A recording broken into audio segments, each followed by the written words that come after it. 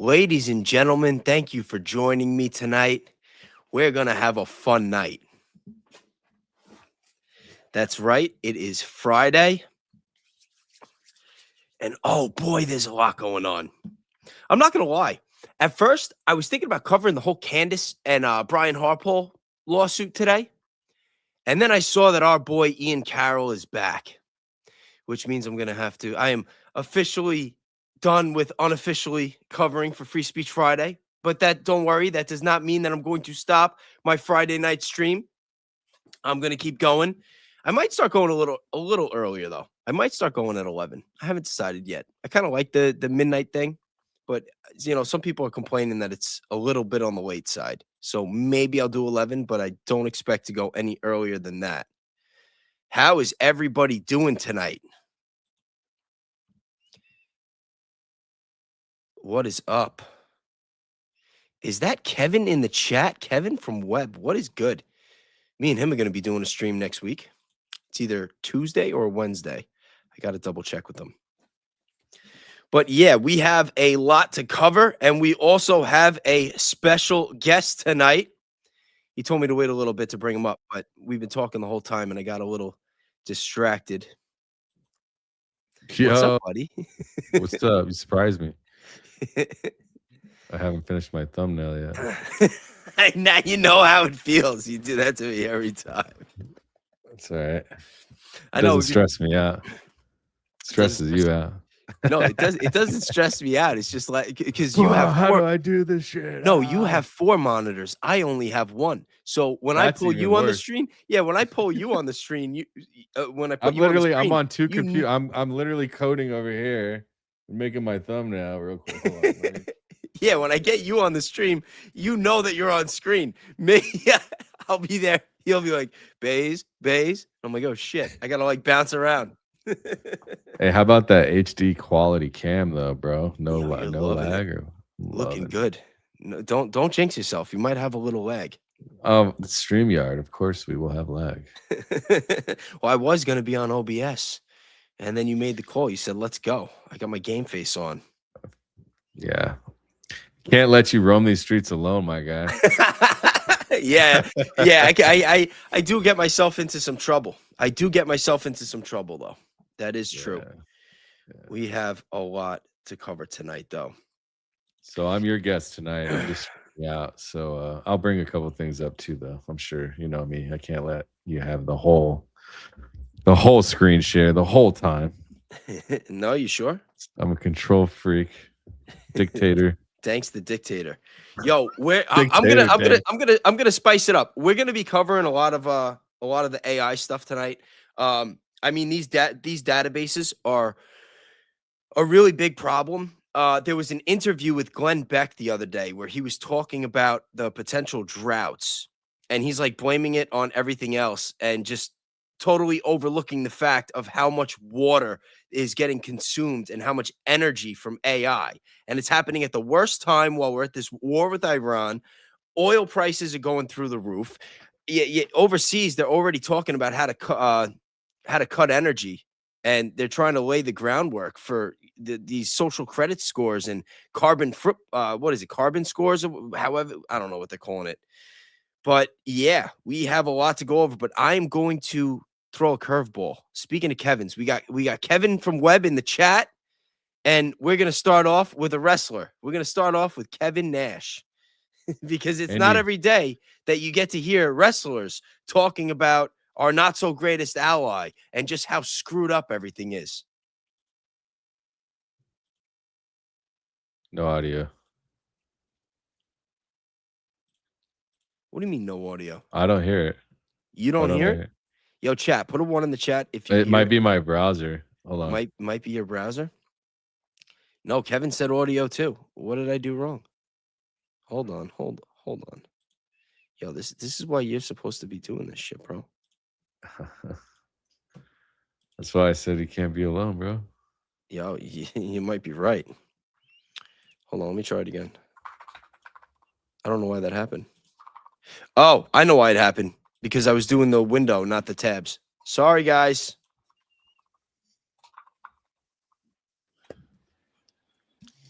Oh, you're talking about the meme that he did with like but you're cool with that, and you're cool with him basically checking the first American Pope. And then you got Vance doubling down at Turning Point saying needs to watch his theology. Bro, Vance needs to need to make sure we need to have like code words or just I'm gonna Vance when I watch. Have you seen the clip of Vance? Like, have you seen this? What they're talking about? This clip right here that I'm playing? Are they like? Do they show Vance actually? No. Why? Bro, you gotta see it, dude. Vance crashes out at the TPUSA event, bro. When? Like everyone talked about Erika Kirk not showing up. They didn't talk about this till weeks later, bro. Oh yeah, I didn't watch the damn thing. Yeah, you get it while I'm playing this. Yeah, this is only another minute that I'm playing anyway. And you don't end up in the fucking diaper. Like, fuck off. And as far as the president right now, the mistake we made was fucking taking the Israeli lead. Because imagine this, you're the president of the United States. And you can only act on your intelligence, right? Who's in charge of intelligence? But I want to. No, tell me. Who's in charge? The CIA. The CIA. Who is the fucking head of? Who's the person? Well, we've got. We got one. Cash. Well, no, no. Yeah, no, we they're don't. all in the room. No, they're all in the room. No, we don't. We have one fucking person that is the fucking head of that cabinet, and others fall underneath it. Yeah, but the decisions for these operations are made in a room with. But who's they didn't let us in the war room this time. I'm asking. Who's in top? Well, they're of on the this. central, They're on this. But who's no? But that's the CIA. Yo, this guy who's I forgot his name, that does the show with Kevin Nash. He was not prepared for a political debate. You can tell they usually just talk about wrestling. Like this guy seems like he was so off guard. I wonder if he actually like knew that he was going to be bringing this up and talking about this. But yeah, I totally forgot that this is also the first American Pope. I mean, Trump ran on America first. And we have the first American Pope during his administration. And he's even going at him. Like, yeah, I think going on? They don't have any regard for who they're anybody, right? Like, especially a Christian, right? A Catholic, the Pope, like that is even worse, to be honest. They would rather have Bibi Netanyahu tell them the same shit and they'll be fine. I know, it's insane. Like they don't have any regard for the American people. They don't have any regard for civilians in other countries. They don't have any regard for our relationships with other foreign nations, and doesn't even have any regard for the Pope. Yeah, I know.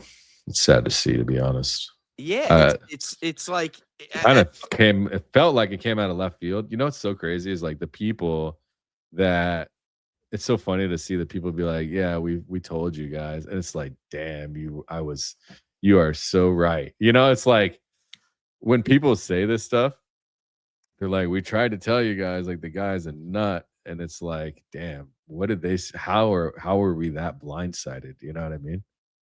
Well, the worst part is, you know, like America has always had so much control over the information. Like we now know that like Operation Mockingbird was running on all four cylinders for decades.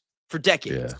And then all of a sudden the internet comes out and they just did it, you know, like you started hearing people say like, oh, well, don't believe what you read on the internet. Like people were just getting written off for getting their information on the internet. Meanwhile, you know, a couple decades later, we find out that it was always the most reliable source.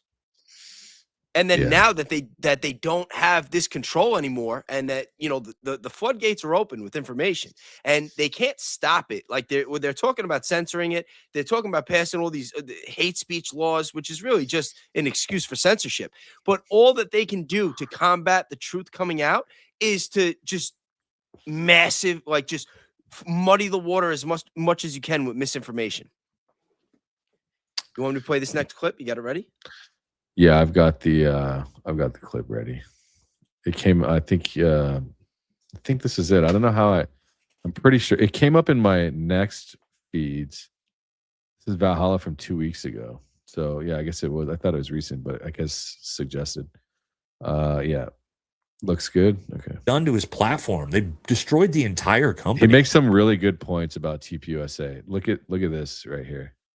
I mean, this is just a really good day. Own security team that those were not credible threats, and Erika Kirk just didn't want to show up to a complete flop of a TPUSA event. Now, I told you that Erika Kirk and TPUSA have utterly destroyed Charlie Kirk's legacy, and I'm not just saying that out of opinion. I'm going to show you the actual numbers and data for that. And it's 1,000 times worse than you could possibly imagine. So before we get to JD Vance's crash out at this event, let's take a look at this. We need to have a discussion that nobody's really talked about Charlie Kirk's YouTube channel. Yes, Charlie Kirk's social media that he built himself from the ground up, that has been utterly destroyed by Andrew Colvett, Blake Neff, and TPUSA. I don't think you guys can even fathom how much they've destroyed a YouTube channel with nearly 6 million subscribers. Bro, this is so crazy. I didn't even know they had this many subs. Watch what he shows next. Real quick, let me give you a baseline. Oh, I think I saw this one where they show how many videos, how many views they're getting. Bro, yeah, and then he shows JD. This is just so wild, you guys. It's like, okay, Candace Owens here has 5.96 million subscribers, almost the same amount of subscribers as Charlie Kirk's YouTube channel. We should expect the same type of view numbers if it is a successful channel. Let's take a look at the numbers. I wouldn't say that. Candace is unique because, like, even though, like, say Jimmy Dore or JP, right? JP has 4 million subs. It's close to like 3.9 or something. And I think he's pulling like 6 figures in views, like high 6s, low 6s. Candace is unique in the regards that she's just got everybody's attention right now. So besides the fact, but still, like, the numbers that we're going to see are just ridiculous.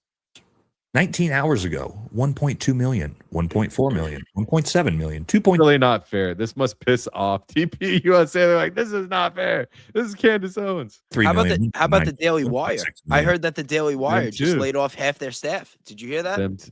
Yeah, I did. Here, let me just fast forward to the next into 2 million views of video. Let's take a look at what they've done to Charlie's channel. Here we go. Buckle your seatbelts. 6 million followers, you guys. 19 hours ago, 3.1 thousand. With Nick Freitas, they can only pull 3,000 fucking views on a video. 4,000. Ooh, 26,000. 5.7. These are how many views I'm doing, bro. You know what I mean? Regular 1,000, 12,000. I know, I'm catching up.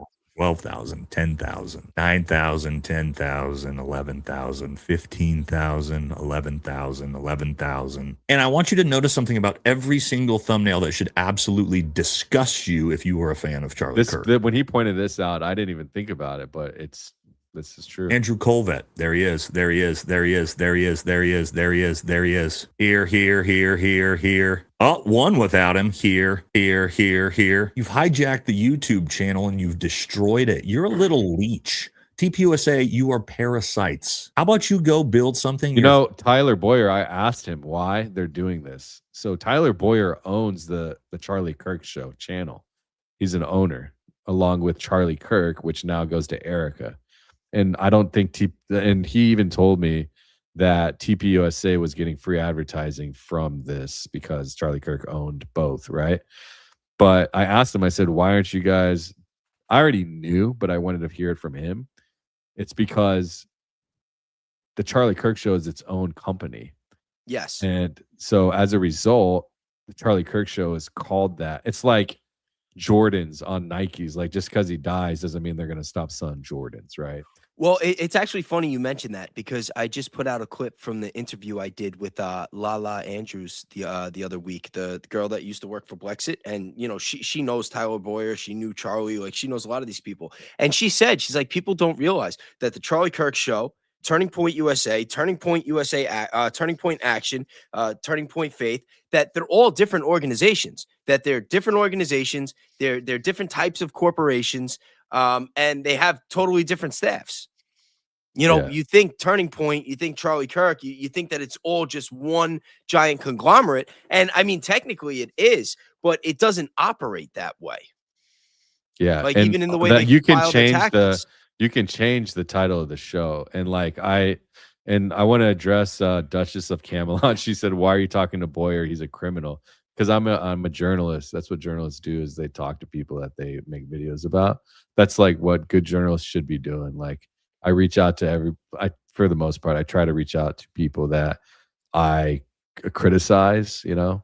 Yeah, no, it's only right to give people an opportunity to speak up on it. And you know, you don't want to turn into an echo chamber. Things get really dark when you're just always hammering the one side of this. I mean, that's a whole other issue, but yeah, but in general, it's good. This is the thing, is I talked to him once, and originally my intention was to extend an olive branch and just like try to talk to him and like see if I can get him on the show and get him to talk about some of the things, because as a human, you know, and a journalist, I want to hear all the sides, even if I disagree.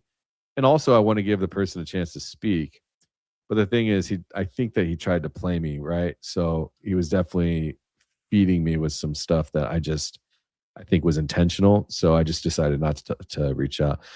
But yeah, that's besides the point. But with the Charlie Kirk show, that's the main thing. And he told me he made most of his money from the Charlie Kirk show, actually. So that's from the Charlie Kirk show, really? Yeah, he said that he was blessed in regards of being able to make most of his money from the Charlie Kirk show. I haven't asked him to come on the show. I doubt he would, because I've criticized the shit out of him even more after that. but like, you know, I'm still always open to. I'm not like a mad, angry person or a mean person. So like talking to him, it was easy to get along. But you know, I got irritated. He got irritated because I'm asking tough questions. He's getting upset because I have my specific agenda, which is to try to find out why they're geofencing churches and stuff like that. And he didn't like that. But anyways, nonetheless, he said Charlie Kirk and him made all of their money from the Charlie Kirk podcast. And if you have this, like you're getting 1 million views an episode, 500K, 300K, 1 million, 5 million, whatever, every episode, that's 10 grand an episode. You know what I mean? Or maybe less. Yeah, maybe 5 to 10 grand an episode. So you're making, you know, 100 grand a month without sponsors and stuff like that. You're splitting that or whatever the deal is. You know what I mean? And they also had Salem Media pushing them out to the airwaves, which was another part of the conversation. But let's see what he says. Let's watch the JD Vance crash out here. Self instead of destroying Charlie Kirk's legacy. How about that? And if you're MAGA and you're a fan of TPUSA and fan of Charlie, you should be utterly disgusted with these people. Look what they've done to his platform. They've destroyed the entire company. What a disaster. Now let's get to JD It Vance. Almost seems like they're trying to destroy the company, man. It's kind of wild. Because he's having a rough week as well. His poll numbers have fallen into the abyss, now trailing Gavin Newsom. I don't think there's any chance he even runs for president at this point. It's so bad. And he had got massively heckled by, again, TPUSA's audience and proceeded to crash out and get in a screaming match with college kids. I certainly think the answer is yes, and I agree. Jesus Christ does not. I agree. Jesus Christ certainly does not support genocide. Whoever yelled that out from the dark, he certainly does not. I think that's pretty easy. I think that's a pretty easy principle. Okay, so here's a guy. Let me just say this. This is a guy. No. First of all, random dude who's shouting. Can I finish my point? First of all, JD Vance, no point saying random dude who's shouting. There's like 17 people there. You might as well just come up on stage because nobody's in that audience at all. And then JD Vance gets heckled again and gets called a baby killer. You want to complain about what happened in So Gaza? he's trying to get his point across. I got to pull the full clip. I wouldn't mind reacting to it, but apparently he couldn't. They're just like heckling him.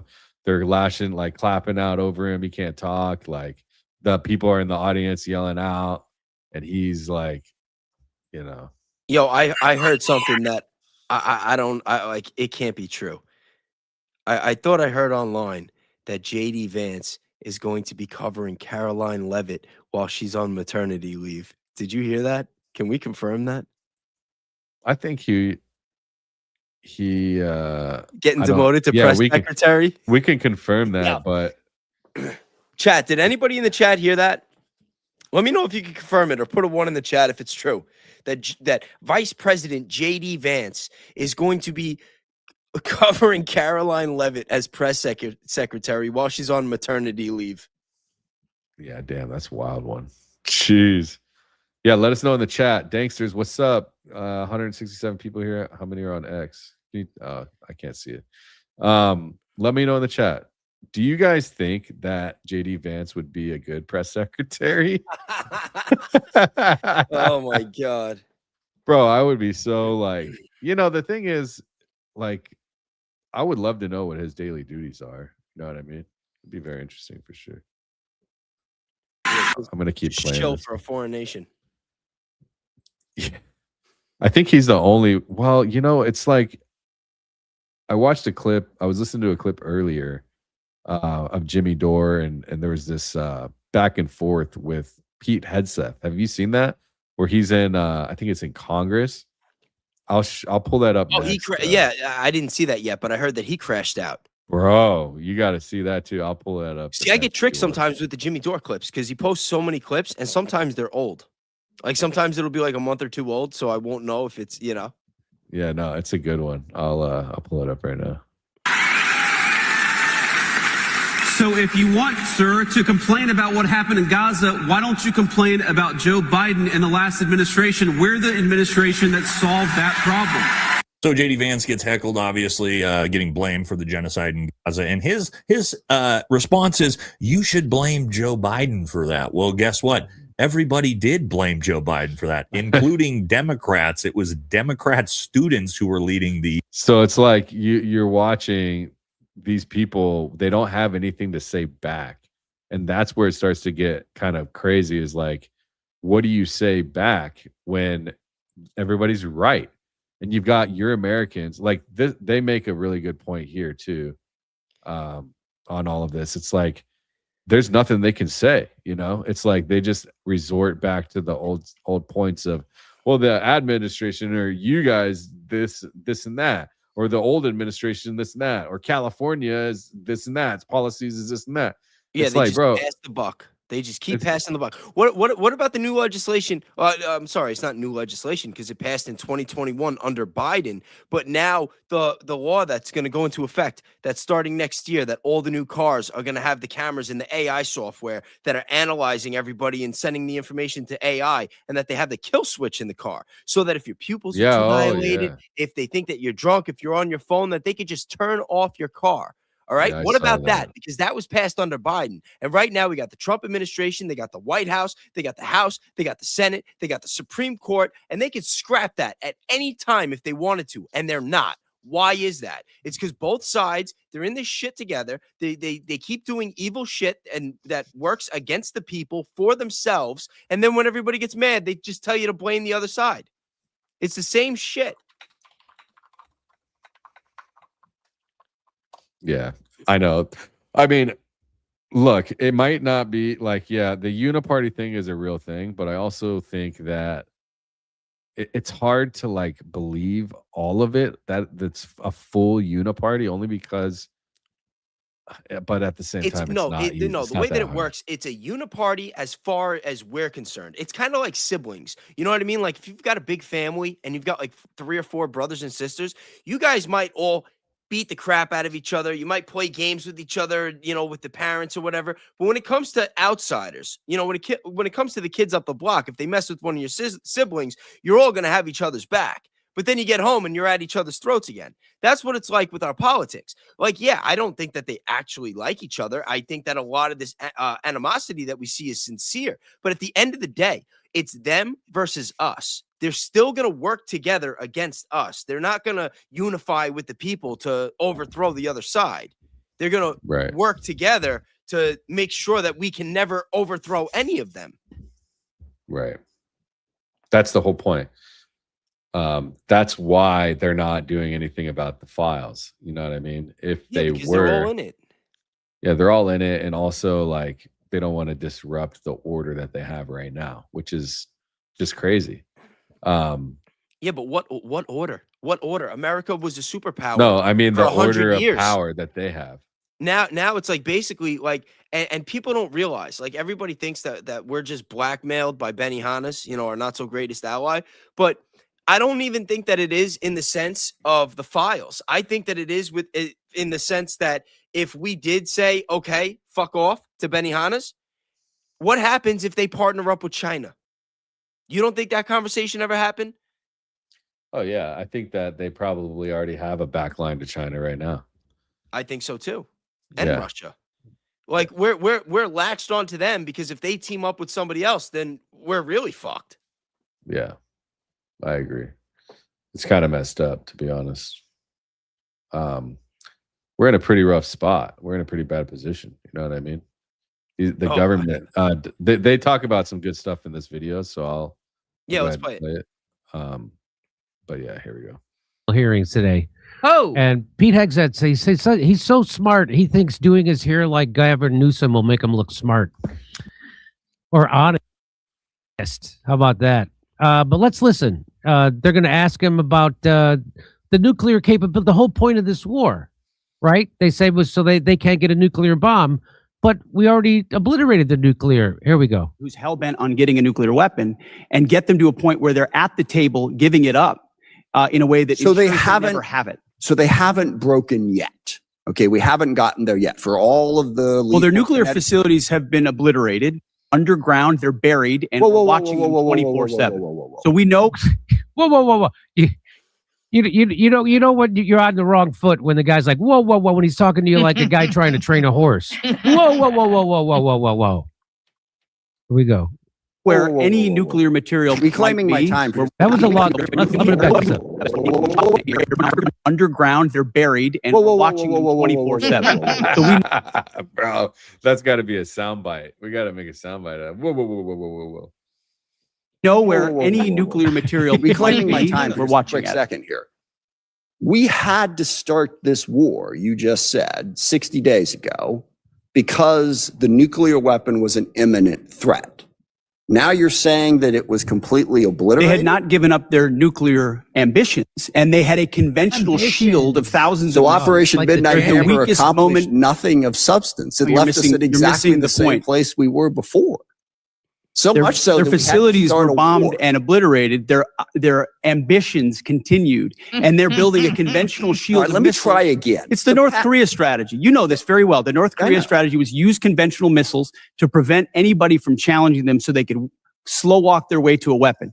President Trump saw Iran at its weakest moment, took an action to ensure in a way that only the United States of America could do with our Israeli partners And yet to they ensure their still haven't given conventional up the nuclear. shield was All right. was Now, brought one to other heel, which question, we've done. if I could get to it. So on you. So it's nice to see somebody confront him with that. Whoa.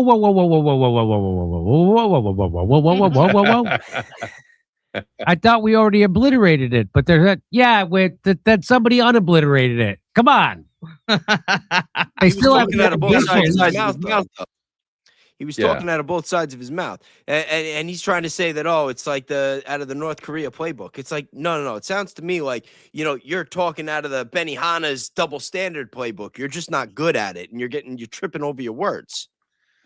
Do they have the nukes? Do they not have the nukes? Oh, they had the ambitions. It's like Marco Rubio. When Marco Rubio said we had to do this because they were going to strike Benihana's. And then, he tries to backpedal 3 days later and get on camera and be like, no, I didn't say that. It's like Hillary Clinton all those years ago when she spent all those years saying she was against gay marriage. And then all of a sudden, she's getting ready to run for president and she's all for gay marriage. And she goes on a radio show and they ask her what made her change her mind. She's like, what do you mean? I was always for gay marriage. And the person doing the interview is like looking around like, is this woman kidding me? Like she was against it for like 15 years. Now, it's like, well, that's the problem. People they like to spin my words and take things out of context. It's like, no, you're flip-flopping. You're a liar. You're just saying whatever you can to pander to get what you want done or win people over today. Bro, these people, they'll take anything and they'll spin it to make it their favor. Have you seen Hegseth say that the military personnel, the 6 that died in Iran, the airstrike, and then also, or the U.S. soldiers that were killed from the Iranian strike, and then also the people that were on the ground there telling journalists about what happened, and Pete Hegseth said they're lying. Did you hear that? Crazy. Yo, yeah. And I also heard that when the deceased American troops, God rest their souls, when they got shipped back to America, that there wasn't even anybody from the administration waiting for them, waiting for them to greet their families, to pay their respects. No regard. And now I speaking of Valhalla, we were just playing him. I saw a video he did the other day where he's talking about how 48,000 people got laid off from the VA, and that they're in the middle of the biggest mental health crisis of all times for American veterans. And they're firing 48,000 people and cutting their benefits so they could give the benefits to the IDF on American tax dollars. Yeah. I just want to say thanks to all the people joining. I know it's late. I don't usually go late, but I figured I just did a members only live. He's been doing this Friday night show. But I want to say to everybody that's been supporting Bays and me, showing up, being here, we appreciate it. We don't work. You know what I mean? I develop when I have contracts. He's doing this for a living. This is my income. So we appreciate you guys showing up, sharing, super chats, the memberships, all of that stuff means a lot, especially for me, and be able to do this and research full time. And so I just want to thank everyone who's here, and for just everybody that shows up for both of us. It means a lot. So thanks for sharing your evening with us. Sorry, I just wanted to throw a shout out. So I'm going to play this clip here. I think it's very interesting how that's what I said in the beginning. You saw it with JD Vance. Okay. You're seeing it with Pete Hegseth. You see it with Andrew Colvett. You see it pretty much with everybody now. They don't have anything. Don't forget Erika. We can play that clip too. It's only 9 minutes long. Bro, she Erika completely Kirk melts down. Did you see you know what I want to show is the clip of Anna Kasparian reacting? Bro, that is the best clip probably on the internet right now. I mean, she's just so good. I love Anna. She's awesome. I'm gonna play this here. From Max Blumenthal. Now he just accused the troops of spreading falsehoods against him. No kidding. He didn't mean to do it, but he does it. Watch this. Let's maximize across the theater. Let's talk about what defenses they had. Prior to the attack, officers on the ground knew our troops were vulnerable. In fact, they requested additional force protection. Did they receive it? Wherever humanly possible, force protection and counter UAS was always made available. They did not. In fact, when asked to describe the base's defense, one survivor who's come forward from the unit said, quote, I would put it in the none category. From a drone defense capability, none. Bro, that's crazy. Shameful. No. What the hell, bro? We have no defense abilities against drones? Well, it's not that we have no defense capabilities against drones. It's that Iran had those $50,000 drones, and they were just launching them left and right. Yeah, well, we should be able to defend those. But we were with missiles that were costing $1 to $2 million a piece. Bro, and we were firing 2 or 3 to shoot them down. They just kept sending them. And then once Iran saw that we were having struggle, we were struggling to keep putting them down, then they came out with the ballistics missiles and they started bombing all the bases in the Gulf region. Yeah, but you don't defend drones with missiles. You know what I'm saying? You don't defend. You do drones when with you have missiles. the most incompetent administration of all time. Drones and missiles are achieving the same thing. You have layered defense strategies to counter drone threats. You would need high-tech energy beams or something. Is in Erika Kirk's mom. She was all in this EMP shit. They're always talking about EMPs. Why aren't they not using these? They have all kinds of military-grade UAVs, quadcopters. I mean, where is all this stuff? RF sensors. Iran was preparing for this for decades. Since the mid-90s. Since the mid-90s, okay? Big Ben was going around saying, oh, they're a week away, they're months away from nuclear capabilities. We have to strike now. We have to act now. They saw what happened in Iraq. They saw what happened in Afghanistan. They saw what happened to Saddam. They saw what happened to Gaddafi. What do you think they were doing? What do you think they were doing for the past 30 years? They were preparing for this moment now. Yeah. Yeah. Watch what he says here. So let's be clear, no counter drone capabilities, no counter rocket systems, no counter mortar or counter artillery, not even the basic overhead protection that you and I had 20 years ago in Iraq. And now 6 of our soldiers are dead. The next day, you downplayed the attack. You said it was a squirter that squeaked through fortified defenses. But since then, thankfully, brave survivors have come forward to set the record straight. One of our surviving soldiers told CBS, quote, painting a picture that one squeaked through is a falsehood. Another said the unit was, quote, unprepared to provide any defense for itself. It was not a fortified position. Another survivor said the building's protection was... How do you not know that they're going to launch these freaking drones, bro? I want to keep playing it because his reaction is just devastating. But I just want to say, like, it's just terrible that they got duped into this. About as weak as one gets. Secretary Hegseth, that is obviously in direct contradiction to what you said from the Pentagon podium the next day. So those are all from soldiers. So that's all reports from soldiers. And listen to how he responds. So are you saying that these soldiers, our soldiers who survived this horrific attack, are lying? What I'm saying is before the commencement of the conflict, we put in maximum defensive posture we could. That's a direct We moved contradiction to 70 what they said. in this directing. Can I speak, or are you just going to monologue falsehoods all over the place? It's not a false. So you're going to monologue falsehoods. So he's saying all those quotes from all those soldiers are lies. That's what he just said. You're going to monologue falsehoods. He's saying that what that guy just said, quoting those soldiers, are false, that those guys are lying. Okay. We moved 7,500 troops off of the Reclaiming my X based time. on the intel. Stop. Based on the intel. Stop. Reclaiming my time. Because you yelled Ooh, doesn't he make you right. calling- He Just pulled 'cause you yelled he doesn't- pulled an Erika Kirk on that motherfucker, bro. Stop. Make you right. Reclaiming my time on behalf of these Stop, bitch. survivors. You just said what they said is a falsehood.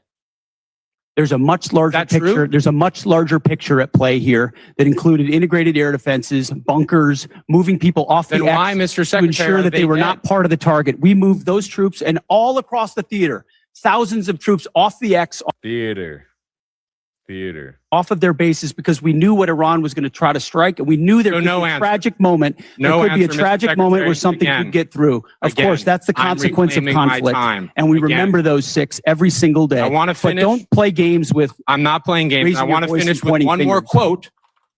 So, of course, the other soldiers are all liars, and the guy who gets to work in this administration is the guy telling the truth. I mean, everybody's a liar except for the ones that are doing the lying. Isn't that crazy?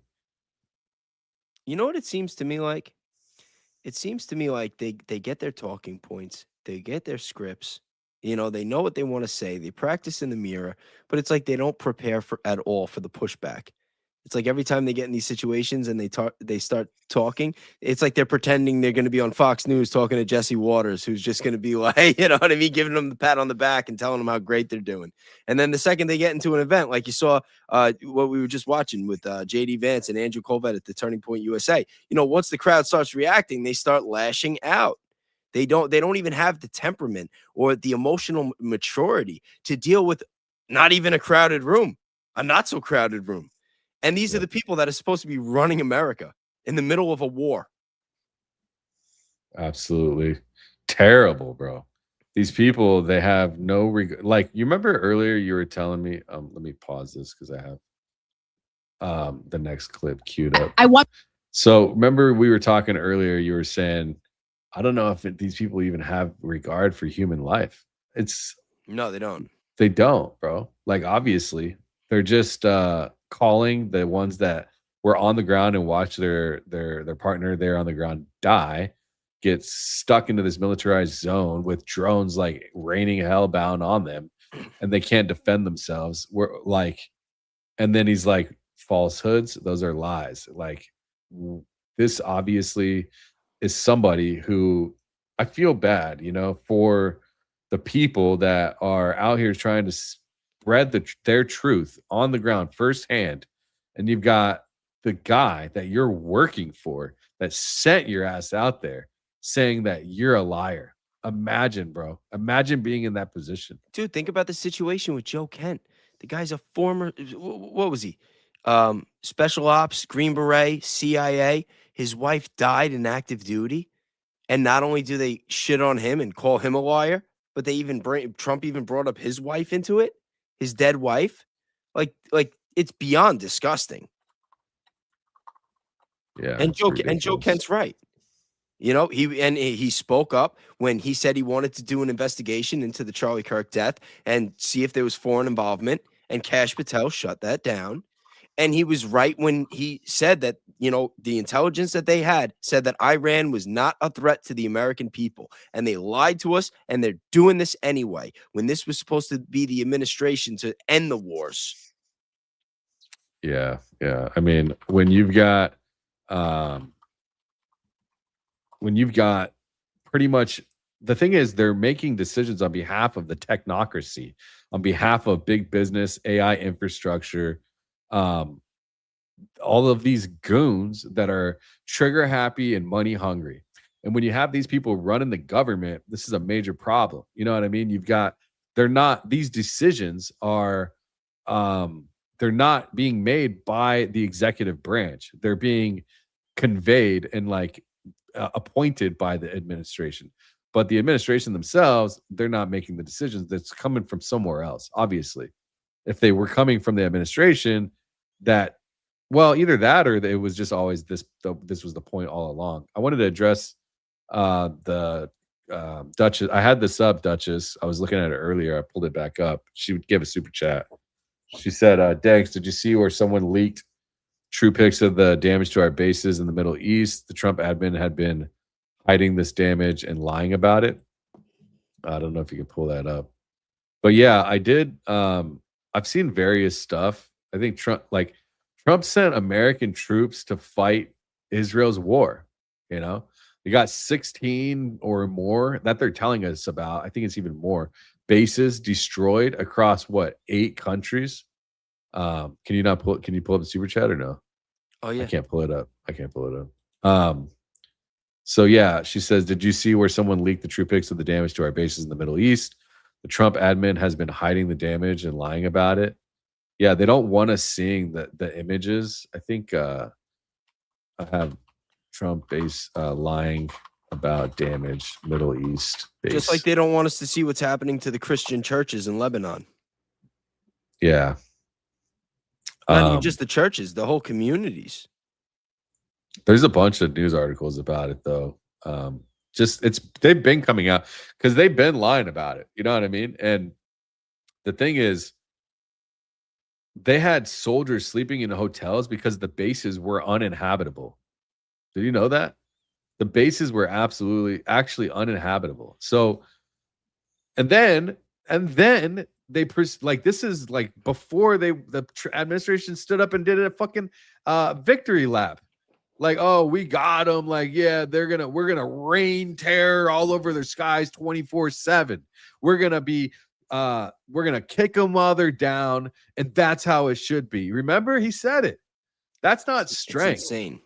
That is an administration protecting their image at the expense of the men and women he sent into a war zone by deflecting the truth. Thanks. They're saying you're freezing up again.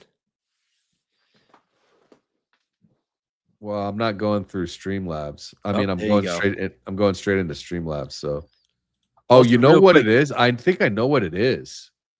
It's when my Streamlabs is covered, when I have another tab on my Streamlabs. Oh, you think you want to try it right now? Find out for sure.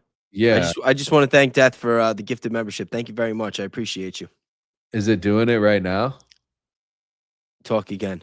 Yeah, I mean, I think Yeah, that's it. That's what it is. It's when you cover the tab. So all these That's months, what it is. you finally figured it out. Wow. So it's This that. whole time, dude. You got 4 monitors. You have to cover the tab. No, You gotta give it its own. You might have to get a 5th monitor. It's to because give it its own monitor, so this doesn't happen again. I do coding on this. Let me turn this off. I'm not even going to use this monitor, but well, actually, yeah, I don't know. I'll just put this over here for now. Yeah, that's interesting. That's good to know, actually. So, okay, cool, interesting. Yeah, because I'm always searching stuff on one tab here. But yeah, thanks for the super chat, Duchess. I hope you're doing good. Good to see you. Thanks for joining. But yeah, you want me to play this? Sure. I don't want to step on you. Did you have things you want to show? Dude, we're 46 minutes in. I had a whole episode mapped out before you called. We're just winging it here. It's okay. I'm gonna change the title. I'm gonna do the episode I was gonna do in the morning. I named it the thumbnail. I put you see what I put in the thumbnail? No. I put where is it at? I don't even know. It's some about tyranny and government and shit. Thank God Kevin's in the chat and he could be my witness that I'm not just straight up grifting off of Ian. Throwing him on the thumbnail. Oh, he's back. We're gonna talk about AI. It's like, bro, you want to stream? It's like, bro, yeah, fuck it, let's go. Send me a picture. I'll replace myself off my thumbnail and give it to you if you want it. No, I'm gonna adjust everything tomorrow. We should cover Ian, bro. No, we're gonna cover Ian, but usually, after this, I'll be done. Usually the thing on the thumbnail, you wanna people click for a reason. Give a taste. Yeah, stick around for the second half of the show. Yeah, they come in, they think I'm gonna be covering Ian. The first thing they see is Kevin Nash. They're probably like, what the hell? Erika Kirk and Kevin Nash. Yeah. No, this is an appetizer. I try to tell people this show that we do is on appetizer. Sometimes we even have amuse-bouche. Got drink cocktails, amuse-bouche, appetizer. You know what salad, mid-course, entree. You know what I'm gonna do? I was gonna do. What? Bro, is that what it is? That my screen is covered the whole time, bro. Well, at least I got it better. My camera definitely looks better, right? Yeah, your camera does look better. And it's not like glitch. I think that wasn't the only thing though. I think my camera setup is better now. So, bro, I was actually looking at this video footage of her. If you just still frame it, every single one, she looks evil. She looks nuts, out of her mind. Every one, bro. You can't find a clip where she looks. Look at that, bro. Yeah, every still. It's insane. It's insane. It's a little insane. And I still can't get over how much she looks like JD Vance. You know, like you see those conspiracy theories that her and JD Vance are like secretly siblings and that they're like the bastard spawns of Michael Aquino. And it makes me wonder because the three of them do have a very odd resemblance. And he is like, a bro, high priest oh Satanist. my gosh, like this one for sure. Dude, any of them. Yo, shave JD Vance's beard. Look at that one. Come on, shave the beard. Tell me. All right, hold on. We're gonna do it. I'm gonna do it. I'm gonna. You can use AI. We're gonna do it. Yeah. This is gonna be the new thumbnail. Yeah. Hold on. And then you got to get the picture of Michael Aquino off JD Vance. Make him smile just like Erika Kirk. Actually, don't move him. Just shave the beard. Shave the beard off JD Vance. Let's see. No, but we'll grok do it because when I do this stuff with ChatGPT, it always makes him look a little funky. I mean, I don't know, bro. It's pretty close. Now pull up a picture of Michael Aquino too. Oh hell no, bro. Yeah, bro. I'm telling you. Imagine you get his eyebrows on Erika Kirk or JD Vance. There should be a picture where you see all three of them because it was circulating for a while. Look at this guy. That first one. Yeah, bro. Look at him. Come on. Who's your daddy? Add Michael Aquino attached image and create a 3-person side by side. Yo, I'm in a good mood. This is how we do, bro. We have a good time. This is what it's all about. It's what it's like being a gangster, son. We have a good time, bro. It might, I don't know if this is a little brash. I don't think it's going to do it how we want, but we'll see. We don't need AI. All we got to do is freaking collage it together. Woo. Well, that's not, I don't know who that is. Yeah, that looks like that actress. But these two right here, bro, it's like his dad. That looks like his dad. This is just an actress that looks like. Okay, anyways, let's get back to it. Let's watch our favorite. Our country has become unrecognizable. Oh my gosh, bro. You can't start like that. It's so funny because we can say the same thing, but if she says it, that's bullshit. Yeah. That's bullshit. What are you talking about unrecognizable? You're unrecognizable. Yeah, like, These people have perverted the truth to the point that they motivated the murder of my husband. They've continuously tried to assassinate the president. That's strong. And anyone who stands in their way is labeled hateful, racist, fascist, and every other trigger word that is grossly dishonest. We want the best for our country. They don't. who's they? There's a lot of theys I can think of. Benihana's. They don't want the best for our country for sure. Yeah. Yeah. I was thinking about falafels, but Benihana sounds good too. Oh my God. Video by Erika Kirk, I think, was a bad idea. So following the events of the White House Correspondents' Dinner Saturday night, and when I say events, I mean that there was yet another would-be assassin who tried to take Trump's life, allegedly. Erika Kirk, the widow of Charlie Kirk and the CEO of Turning Point USA, is basically letting her thoughts on the entire situation be known. I don't know what she wanted to accomplish with this, okay? But she didn't hold back. I do think it's backfiring already, but I'm gonna let you decide for yourselves. Now, she really made a point to attack the media and make claims about how the media is to blame for assassination attempts against Trump. I think a better idea would be to call for, I don't know, the FBI to do a better job investigating the assassination attempts and give us some more clarity about what really motivated them. But nonetheless, she has been, you know, attacked pretty relentlessly. She's been the butt of many jokes following. Yeah, I think to answer DeFabulous, yeah, Anna is my favorite, right? Yeah, I think she's my favorite female commentator right now. You know, I like her a lot, but like just now when she's sitting there talking about all the alleged assassination attempts, I never hear her questioning, and I could be wrong because I don't watch her that much, but like she's not mentioning or bringing up the fact that, like, was there really an assassination attempt? Oh, you know, yeah. out of the three, that's how she does it. I'll give them one. The one on the golf course might have been legit. That's how she does it, though. She says allegedly. They are saying, the administrator and everybody else and journalists are saying assassination attempt. She's saying allegedly. That's how she does it. But she also rips them up too, bro. This is just, she's not making a thing out of it right now. But her saying allegedly is all you need to know, because everybody else is saying it happened. Like, this is, they came to assassinate Trump for sure. But she's not saying that. Both Charlie Kirk's assassination and the White House Correspondents' Dinner. And it has to do with the video of her being escorted out after the shooting took place. So this is what I'm talking about. Do you ever hear that? Why so sad? Did you hear that? Yeah, I saw Jesse. Jesse pointed that out. Have you put it in the chat? Have you heard that in this clip? Why so sad? Right at the end, after she says, "I want to go home." That's what I'm talking about. Listen, listen. What? No, keep going. Were you gonna say something? No. I just want to go find. Why are you so sad?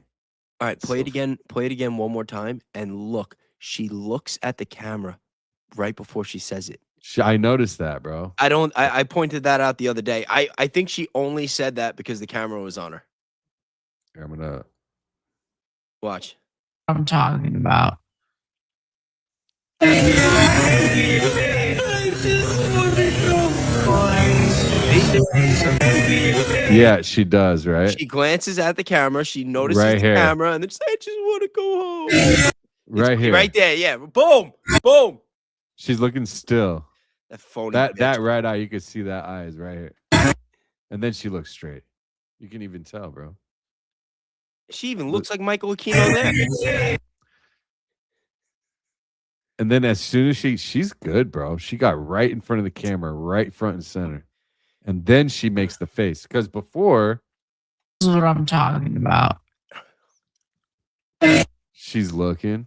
Yeah. And she's not crying just yet. She's like No. preparing the cry. And then she buckles and starts to cry and says it. I just want to go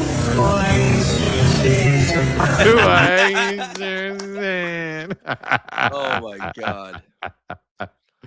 That's so good, bro. I asked Jimmy Dore last night. I was like, bro, he hadn't heard that yet. So I told him, Oh, really? You got to go back. Jesse was like, you got to go back and watch my clip. If you missed it last night, I streamed the X Space with Jimmy Dore last night. Jimmy Dore, Jesse on Fire, Elizabeth Lane, and me, and Maze. So go back and check it out after the show if you want to watch that, or go on the X Spaces. But yeah, I asked Jimmy, I said, bro, do you think that this is recoverable at all for Erika Kirk? He said, absolutely not. She's done forever, you know? Yeah, no, And I don't. It blows my mind that they're still trying to push her. You know, it's one thing if she's still trying to like do the Turning Point USA thing, and they're just not putting it all over the news, and she's trying to go more grassroots and just be off camera, but still do what she's doing. But the fact that they're putting her in these situations with Trump and with JD Vance, you know what I mean? And like JD Vance is getting no respect from this administration right now. No respect. None. It's too dangerous for Erika Kirk, but it's not too dangerous for the vice president. Or should we just call him the press secretary? I don't know. Defo, where was Defo said something? Oh yeah, not one store. Wait, Defo said, why aren't we hearing about the brave officer? It's at 10:02, right? Right before the first 10:03. Why aren't we hearing about the brave officer who tackled the assassin? Wouldn't his face be plastered all over the news? As I heard it, the guy fell. He wasn't tackled. He actually fell. Dude, again, no blood. No blood. He wasn't shot. They missed. And I love how Ian pointed out how when they were supposedly shooting at him, that their weapons were aimed right at the officers on the other side of the aisle. Well, that's what they're saying, is that the one officer got shot by another officer. Friendly fire. Yeah. Oh my God. Let's watch a little bit of her, and then if you want to put the Ian clip on, I'd like to. I didn't see the first half. I watched like the last hour or something. It was really good though. Yeah, and I'm going to be honest. I don't know why people were dunking on her for that. Her husband was just assassinated, killed, okay, in front of everybody. See, it is like, some people are just, they're not in it like we are. You know what I mean? They're just not in the whole like assassination, like who is she involved? Like, but dude, I can't see a world where she isn't at least happy about it, or at least not sad about something, right? Like Erika Kirk is not making sense. But anyways, let me continue. That is a traumatic, terrible thing to happen to anybody. And then after that, to be at the White House Correspondents' Dinner and a shooting breaks out, that is super traumatic. So I don't get it. Like, why are people attacking her for? I understand that like the way she behaves publicly is a little bit off-putting. I think Anna actually, she starts off like this, but then she talks herself into just annihilating her. It's so crazy to watch, because I was like confused in the beginning, and I was like, maybe she set this up, like. Strange. I get that. Whatever. It's fine. But there was nothing wrong with that video. She was just crying. Okay. I mean, I would probably be crying too. I'd be terrified. But nonetheless, many people on X believe that her reaction was performative. That's a comment that she gets often. And many questioned why she was even there in the first place. So I don't know. She's obviously a political operative of some sort. And of course, she's going to be invited to the White House Correspondents' Dinner. Is anyone surprised by that? I mean, she was at Trump's it wasn't really a State of the Union, but, speech that he gave recently. She was honored and mentioned at that speech. So I'm not surprised that she was there, but Kirk was invited as a guest on Fox News, or she was invited to the White House Correspondents' Dinner as a guest of Fox News, I should say. And she addressed why she attended the event in the video she put out today. So let's take a look at that. Everyone is asking why I even went to the White House Correspondents' Dinner. And it was because many of the journalists in that room have attempted to dehumanize me. This is how you know that she's crumbling. She was not responding to anybody. She wasn't making any statements. She wasn't coming out to speak against anything. She wasn't. And now they're flailing. Nobody's showing up to events. Turning Point chapters are dissolving. They didn't show up. The Charlie Kirk show is only getting 6,000 views an episode. Donors are pulling out left and freaking right. I know that $250 million that they've gotten, that money is not permanent. You see what I'm saying? Like, that can be withdrawn. This is donor money. And it's hundreds of millions of dollars, tens of millions, whatever it might be. So it really looks like Turning Point actually might go down in flames, bro. We are watching. I was thinking this morning, I was talking to Jesse and I was just like, bro, we are watching. I was texting actually with JP Sears and Jesse. And I was like, guys, I think we're literally watching them go down in flames in real time and they're not going to recover. And they all agree. They both agree. I mean, there's just nothing they can do. It's just crazy, bro. And I wanted to meet some of them face to face, quite frankly. Why have a conversation about me when you can have a conversation with me? So, for example, a journalist from the Daily Mail came up to me. She introduced herself and she was very gracious. She was saying, "You look so beautiful." Christy said half of the 6K watching is us hate watching for clips. Watching their episodes. "Oh, I'm so sorry for your loss." To which I replied, "It is so nice to put a name to the face, especially with all of the slander, the lies, accusations that are out there surrounding my husband's murder and myself." I'll take things that didn't happen for 500. I call BS on her reason for going to the White House Correspondents' Dinner. Girl, just be real. Just be real with everyone. I went because I was invited and I wanted to go. You didn't go to like, oh, I'm going to hold reporters accountable. That easy, dude. I said this on my members only this morning. It's that easy. It's that easy to just be honest. I just wanted to go and get my, my mingle on. She makes things so much worse for herself by trying to make up these bullshit excuses to rationalize normal things to do. Like we all know that this woman wants to be the star, that she wants to be the center of attention, that she wants the limelight. She doesn't have to make up some kind of bullshit. It was just a couple months ago. She was on Fox News saying that she's not paying attention to anything. She doesn't watch social media. She doesn't have time for it. She didn't even have time to answer the tips for people that were saying, hey, this FBI narrative with who killed your husband, it's not really adding up. She didn't even have time for that. I don't understand, like, why. So this is the only thing that gets me. And it's like, Jesse on Fire's theory about Charlie still alive. Okay. I watched Lionel last night. He did a really great episode specifically on that. He never names names unless it's Candace or Baron usually. Yeah. But I know he was talking about Jesse because he was talking about the Charlie's alive theory. And he was explaining, that's a really good clip too, man. I might cover that tomorrow. He explained how it just doesn't make sense that would be the case. So then if you dissolve Jesse's theory and you only leave one other theory, which is that they're all possibly in on it, that to me is so unlikely though. You know what I mean? So I just, I don't understand it. And it's still 8 months later, we're still sitting here turning our wheels over this and it just gets worse and worse.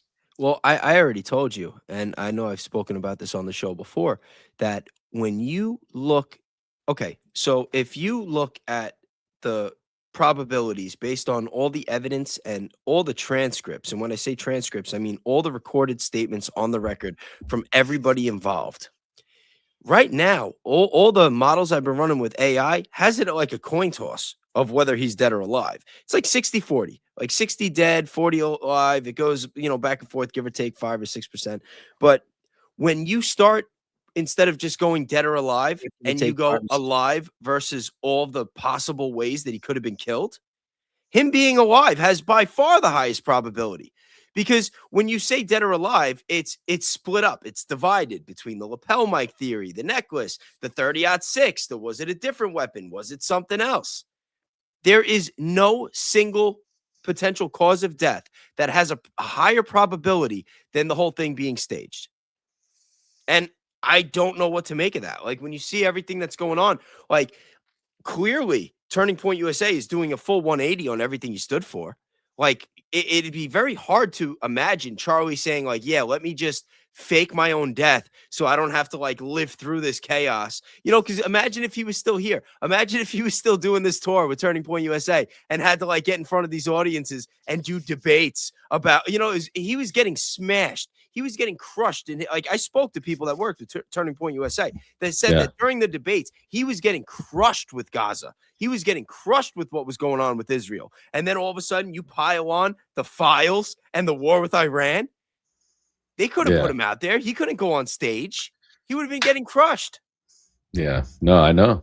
I mean, that's especially right now. So George said something interesting. Said he's on life support. I'm telling you. I have not heard that. That's such an interesting. That is an interesting take. Yeah, it's a really explanatory take for him not being buried, for all the people not actually shedding full sadness. But then why put somebody up for murder? Is it to divide left and right? So it's like, well, they would definitely listen, regardless of whether or not Charlie Kirk you want is to take alive. I'll take this down. We can stop this. Okay. Yeah, regardless, like we could just forget about the whole is he dead, is he alive debate. They completely from day one were trying to use this to drive the wedge between the left and the right. I mean, if people, certain people notice early on, that Benihana crowd were trying to point it on like Qatar or Iran, they would have loved to have put it on somebody else. But like the right-wing conservatives, the Trump crowd, it was the left all day. All day, transferry, engraving on the bullets. Steven Crowder pretended to break the story that I think it was the Wall Street Journal had already put out. He had and this is what kills me too. You get all these right-wing these right-wing conservative shills that just always bash the left. They always push the narrative and toe the party line, and they all have these contacts. They got contacts in the ATF, contacts in the FBI. Okay, so nobody brought up the fact that the 911 calls were not describing Tyler Robinson, and that the description fits Lance Twiggs a little bit better, if you ask me. But, we all know that. Like, how come none of them broke that story? You're going to tell me none of them knew? They gave them all the tips about everything else, and they just left that out? Erika Kirk went on Jesse Waters and said that she saw all the evidence and that she knows that they got the guy. I just don't understand how that she wouldn't be asking questions, like that's what makes this very suspicious for me, is that she's not going to ask any more questions about her husband's, the father of her kids, allegedly. That's me being nice about go home to your kids. Why not? Oh, maybe they're not her kids. But I actually spoke to somebody that says that they were around them together with the kids and that the kids look like them. They say that the daughter Gigi looks just like Charlie and the son Max looks just like Erika. And that threw me for a loop because, I'm not going to get into all the details this person was telling me, but I was a little surprised. I was a little surprised because at that point in time, I was thinking this whole thing's a psyop, and then once I heard that, I was like, oh shit, now what does that mean? Yeah. I mean, you could have kids look like somebody, they're kids or they're babies. Yeah. But I guess, I don't know. I don't know. That's one person, right? So I guess it's hard to say when we haven't seen but Barron apparently says that he knows for sure, like he knows for sure that they're not their kids. He's basically he said that? Yeah. I'm pretty sure. I don't want to put words in his mouth, but the way I took it was that he knew for sure that they're not. I talked to Barron on the phone, and because I asked Tyler Boyer when I did talk to him about the kids, and something I forget now what it was. It's gotta be such an awkward conversation to have, with especially somebody on the other side. It was okay. I mean, I'm a very easygoing person. Like, he's actually was too, to be honest. He seems like a nice guy, but also, there's just something there I couldn't possibly grapple with that. It just felt like something was up. I don't know. Well, the guy wasn't talking to you on the phone to talk about baseball. You know what I mean? Yeah, like, of course. Let's be real. He spoke to you right after the Clockwork Tower story broke at Salem Media. Yeah. And also I made like multiple viral posts that like multiple millions of views about his company. You know what I mean? So like, yeah, I mean, I understand. And it's funny too, because even when I spoke to Lala and I did that interview, I actually posted a clip of that interview today. And, she had no problem saying like, yeah, I don't really trust this narrative. Something's definitely up. I don't like Erika Kirk. I don't think she's a good person. She's like, but Tyler Boyer was awesome. She said that he was a great guy, that he was on the ground level. He knew everybody's names, that he treated everybody with respect. Said the same thing about Brian Harpole. She's like, I cannot in a million years believe that Brian Harpole would ever hurt Charlie Kirk. And one thing that she said that I found very interesting, because we're always led to believe that Brian Harpole was head of security, but she said no. She's like, Dan Flood was the top guy, that Brian answered to Dan. And I found that, I was like, oh, really? Like, that was an interesting little tidbit. Yeah, I think it's it's Dan's company. And I found that to be very interesting. I think they both have companies, but I think like Dan Flood is the highest paid person in Turning Point USA. Still, actually, he was. I don't know if he is anymore. I don't know if he still works there. And I know we talked about this a couple weeks ago on the Saturday stream when we brought back up the Brian Harpole, Sean Ryan interview, because remember he went in that whole weird tangent about hand signals, and he's like, oh, well, we never used hand signals on my detail. Like, and then the whole thing, he's like, that's a definitive hand signal. And I'm like, what is this guy retarded? Like, he's sitting there doing that Dan Flood hand signal, saying that's a hand signal, but we don't use hand signals, not on my detail. And then in hindsight, I'm like, wait, was Brian Harpole trying to tell us something? Was he like giving the wink, throwing Dan Flood under the bus, saying like, yeah, that's a hand signal, but it's not one of mine. I have nothing to do with it. Yeah. I don't know. Maybe Candace's lawyer can ask him when they go to court, because now she's going to get discovery. She's going to get to open up a whole can of worms with them. I can't believe I don't think that. No, I don't think that they're going to actually get that far. I think that this was only a lawsuit to say certain things and set up something else. I'm not sure, because like if you read through the lawsuit, the dossier or the documents, like I think it's 69 pages actually. Yeah, so I read through a lot of it, and then I did see Barron also cover it last night. I think it was last night I watched, and it doesn't seem to me, and then hearing Barron break it down, he very much is right in the fact that it appears to be that they are trying to get it thrown out. But there's an agenda here, right? They're like trying to do something. There's a lot of anti-Semitism talk. There's a lot of talk that has nothing to do with Brian Harpole at all. And Blake Bednar's is in the depot or in the whatever that is. That's crazy. That's crazy to me. It's like yeah, and I don't want to put anything out there into the universe. You know what I mean? But like how many times has he said it? You know what I mean? Like, talking about the device. Barron? He's like, he murdered him. He did it. He did it right there. He's doing it right now. He's killing him. You know what I mean? Like, but you suing Candace and you bringing him up, and you use his clip. It makes no sense. Bro, how insane! It's not like they get along either. I mean, Candace and Blake have had a you know, a little public. Well, I mean, I don't know what you want to call it. Blake's not easy to get along with for some people. It usually seems to be women. I think that's what I've noticed. Yo, I was thinking about it. He's a nice guy, actually. I've never gotten to an argument with him ever. We've always been cool. Yeah, I've argued with him, but I got no hard feelings against that guy whatsoever. You know, I sent him a super the other day, and I was like half trolling, but I was being sincere, but I was kind of like poking the bear too. I wanted to see if he would like snap on his live, but he gave like a really serious, legitimate answer and was talking about doing self-reflection, and everything. And I'm like, you know what? Blake's cool. Blake's cool. I God bless him. I hope he works out his shit. You know, he's clearly got some demons. But I wish that guy the best. Well, shout out to Mad Max Files. Thank you. He threw us both super chat. Thank you, bro. Do you want to roll the Ian stuff? I'm only gonna stick around for another like half an hour or so. Yeah. All right. Yeah. Let me. Should have got that ready. Yeah, I mean Blake has been cool. It's just that he definitely does some weird shit. Like he bailed on Jesse. Jesse's like he can be your best friend or your worst enemy.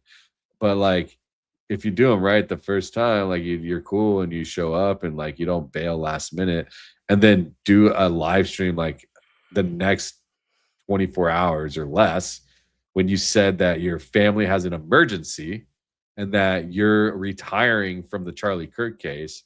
And then you go on Black Line Brief's show and you're talking like as if nothing happened the day before. It just gives tweaker vibes. Listen, he's tweaker. Yeah, that's going there. No, Kelly said something that I think is very spot on.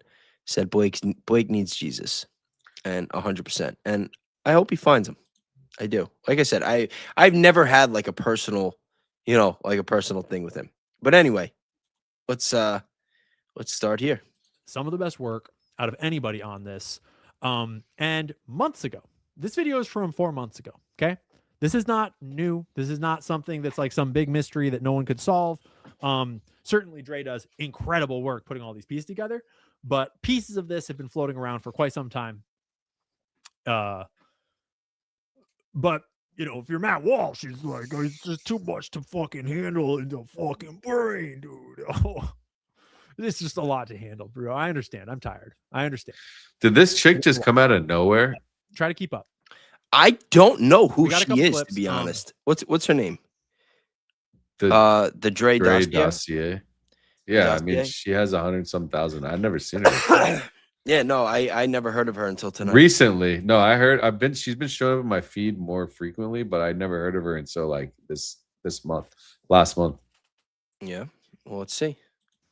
And I'll probably jump in a little. Look, Trump is not building a ballroom. This much, I feel like, is obvious. I made a video about this a few weeks ago, giving a thesis of what I think is actually being built, and that video got taken down on my TikTok after about 8 million views, so I re-uploaded it here. And if you haven't seen that one yet, I recommend going over and watching that because it gives you a good basis for where we're starting out from. But I wanted to follow up on my theory, okay? Because in the original video, while I had some solid architectural analysis from Andrew Kerr, it was mostly based off of like a gut instinct, in my own pattern recognition. And since then, I have been digging deep, scouring the web across databases and looking for records. And I have come back with actual receipts, like some actual verifiable public record receipts. And now my theory is stronger than ever. Okay, because I know that Trump is not building a ballroom. He's building an underground data center, and I have the receipts now to prove it. But really quick, if you want to read all of the sources and the documentation for yourself from this video, then they're all going to be linked at the bottom of my Substack. Go support her, support creatives, support creators, support the work they do. Give them follows, give them likes. Oh, speaking of support, if you guys want to go to, there's a website, I'll put it in the chat. If you go to, I built a website for creators, by creators. It's called clubbotcher.com. Clubbot here. Do you mind if I don't want to, you know what? No, put it up. Do it. Sure? Yeah, 100%. What are you, nuts? I don't need to do it here. Okay. Put it up. I'm going to, because I'm not going to stay on for too much longer, but I do wanted to share this because I've been working on this for like, I don't know, Bro, this is your baby. 6 months. Yeah, go ahead and put it up if you can. Oh, so I'm not used to having that kind of authority here. I know you got the control, bro. So Club Vatra is essentially, let me log out and sign back in. So this is like a Patreon but way better, right? It's way less fee for the creator. They don't pay the processing fees and stuff. And also we build their Discords. We give AI agents into their Discord, news bots, personalized bots, and like personality bots, roast bots, build websites for them. So like it's invite only right now, but Jesse on Fire will be on it. He's got a profile that we're going to roll out this weekend. My account is the only one, I think. And also I think ADN will have hers up soon, but yeah, anybody that signs, just so you know, anybody that signs up for any other account besides mine, I'm going to end up removing you guys if you do that, because they're not ready to launch theirs out yet. But right now we have these 3 others that are going to be launching with me, but mine's available right now. It's fully set up. But this is kind of like Patreon, except I actually, instead of just giving you a platform to a shitty platform, in my opinion, like Patreon, where they gouge you for like, bro, they charge, not only do they charge 15% for the platform and the withdrawals, and then everything that you add on, like a Discord, or if you want to add on any feature, they add an extra like 5% fee. So you can end up paying like 50, 60, 70% to use their things, right? But what's cool about this is we have tips, okay? Tips go to your creator. It's just like buy me a coffee. So you could tip, leave a note, your email, and then it's all done through Stripe. And then you can join the Discords that I build for the creator and moderate with them. And also a personalized website, like I said. So they get a lot more at much less fee. And so not only that, there's an analytics dashboard for the creator where it plugs into your YouTube studio and your X and your Discord, and it cross maps. There's a lot of really cool features. And there's a Club Vatra bot right here that you can talk to about what this website is. So definitely check it out if you want to join my community. I don't use Patreon anymore. I'm going to leave it open for those that are there, but you can come and join mine for $5. And maybe one day Bays will get on there too. But yeah, I just want to share this. Like I said, Jesse is going to be like one of the lead creators, and he's going to be promoting it and stuff. So I'm really excited. And I've been working on this since for a long time, bro. So it's just nice to have finally something that creators can go to look at their analytics and to be able to see like what's really going on. You know what I mean? There's, like I said, the AI agency inside that talks about your videos, and you can use it to see all of your analytics and how much money and all of like it shows way more. It takes the YouTube data and it actually converts it into stuff that they don't actually show you. Priority notes, like make this video, you'll get 30 to 40% more revenue, you know, or this is like, do a deep dive on your video. Why did it go viral? And then the AI bot shows up. It's a really cool site, right? So if you're a creator and you know me, hit me up. I am like, it's invite only, but because it's new, I don't mind bringing on smaller creators, building the Discord out. You know, it is that because I own the platform, I get a fee from the platform fee that the creator pays, which is small compared to Patreon and all that. So, but yeah, I'm excited. So anyways, the analytics dashboard is still being built, but it's mostly just the payment rail and then the creators dashboard where, you know, I just started it today and some members came, they gave some donations. It's really cool, you know, so I'm excited about it. And then awesome. There's a referral board where like I can share the link, anybody can share it, and then you get like a share link, and then you'll get like a free month every month. The top refer gets a free month, and we'll be doing giveaways and stuff like that. So it's a pretty cool thing, man. Join the Discord. It shows the tiers, and you literally just connect your Discord. And if you have multiple Discords, it shows what your Discords are when you connect, and you can choose which one you want to connect, and then you monetize each tier. and you can put in whatever you want for like, hey, I want to offer this for that tier, this for that tier, charge this amount, you know. So that's how you can support me and also the people that are in my circle that join my community or our website. It's not really a community, it's just a place for people to monetize their communities and where creators can have their fans engage with them more personably on Discord and also donate instead of where, like, for example, on YouTube, they take 30% of all the super chats. On here, it's just the platform is the processing fee. It's only 5%. So whatever Stripe charges, plus enough for us to process it on the tips, that's it. So they get almost all the money. So it's literally the best thing that we could do for people that are tired of getting banned off of platforms. Like Tyler Oliveira just got completely demonetized from not only YouTube, Patreon too. They took his Patreon down. Yeah, that'll that's never wild. happen. This That's will never wild. happen because this is owned by me, and I will never take someone's platform down. That's ridiculous. No one can ever pressure me to do anything. You know what I mean? So there's no big business. There's no corporation.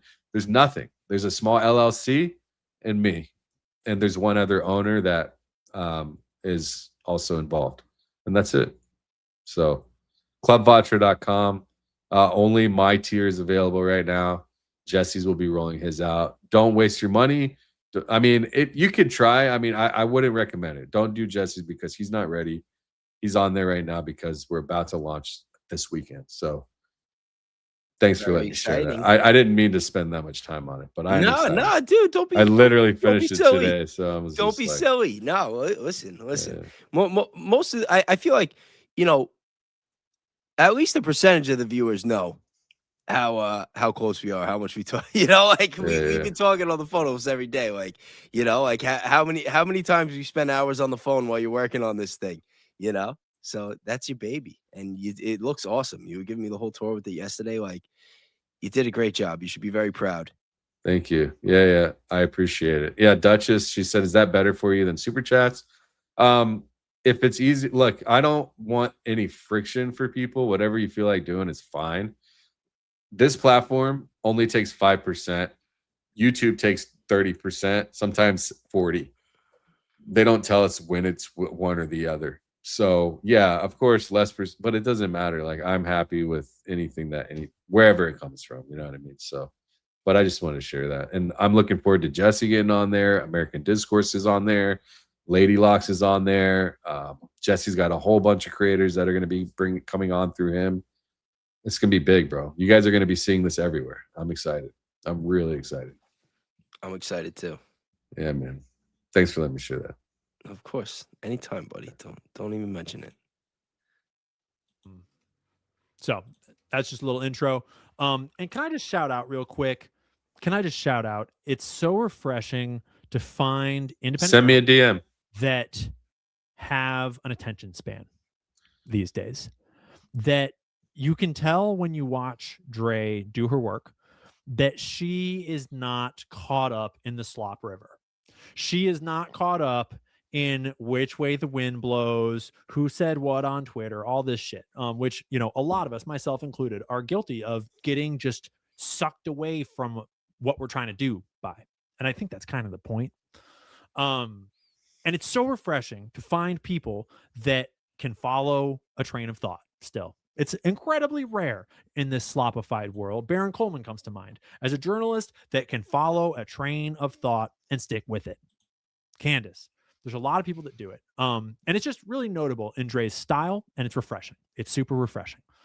So thanks for being like a sane, rational person, Dre. It's refreshing in this media landscape these days. 6 minutes in, we're going to jump in to number 6 here. November 4th, something pretty wild happened.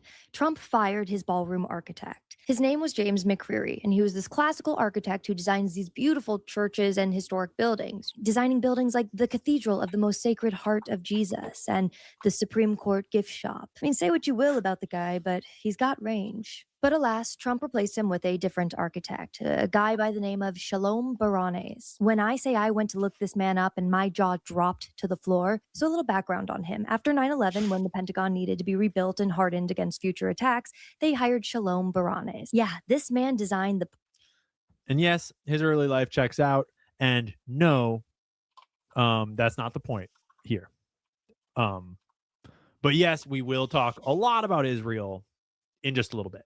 Post 9/11 hardening project for the Pentagon, the secure wedges, the skiffs, the bomb-resistant architecture. This was all Shalom. And skiffs, by the way, are sensitive compartment information facilities. They have electromagnetically shielded rooms for classified intelligence work and are built to survive missile attacks. And it's important you know what skiffs are because this comes back into play a little later on. And his portfolio doesn't stop there. It gets a lot more intense with DHS headquarters, Treasury building modernization, the GSA headquarters secure facility, the CISA cybersecurity headquarters that, yes, Clark Construction also built. Yeah, so these guys have rendezvous.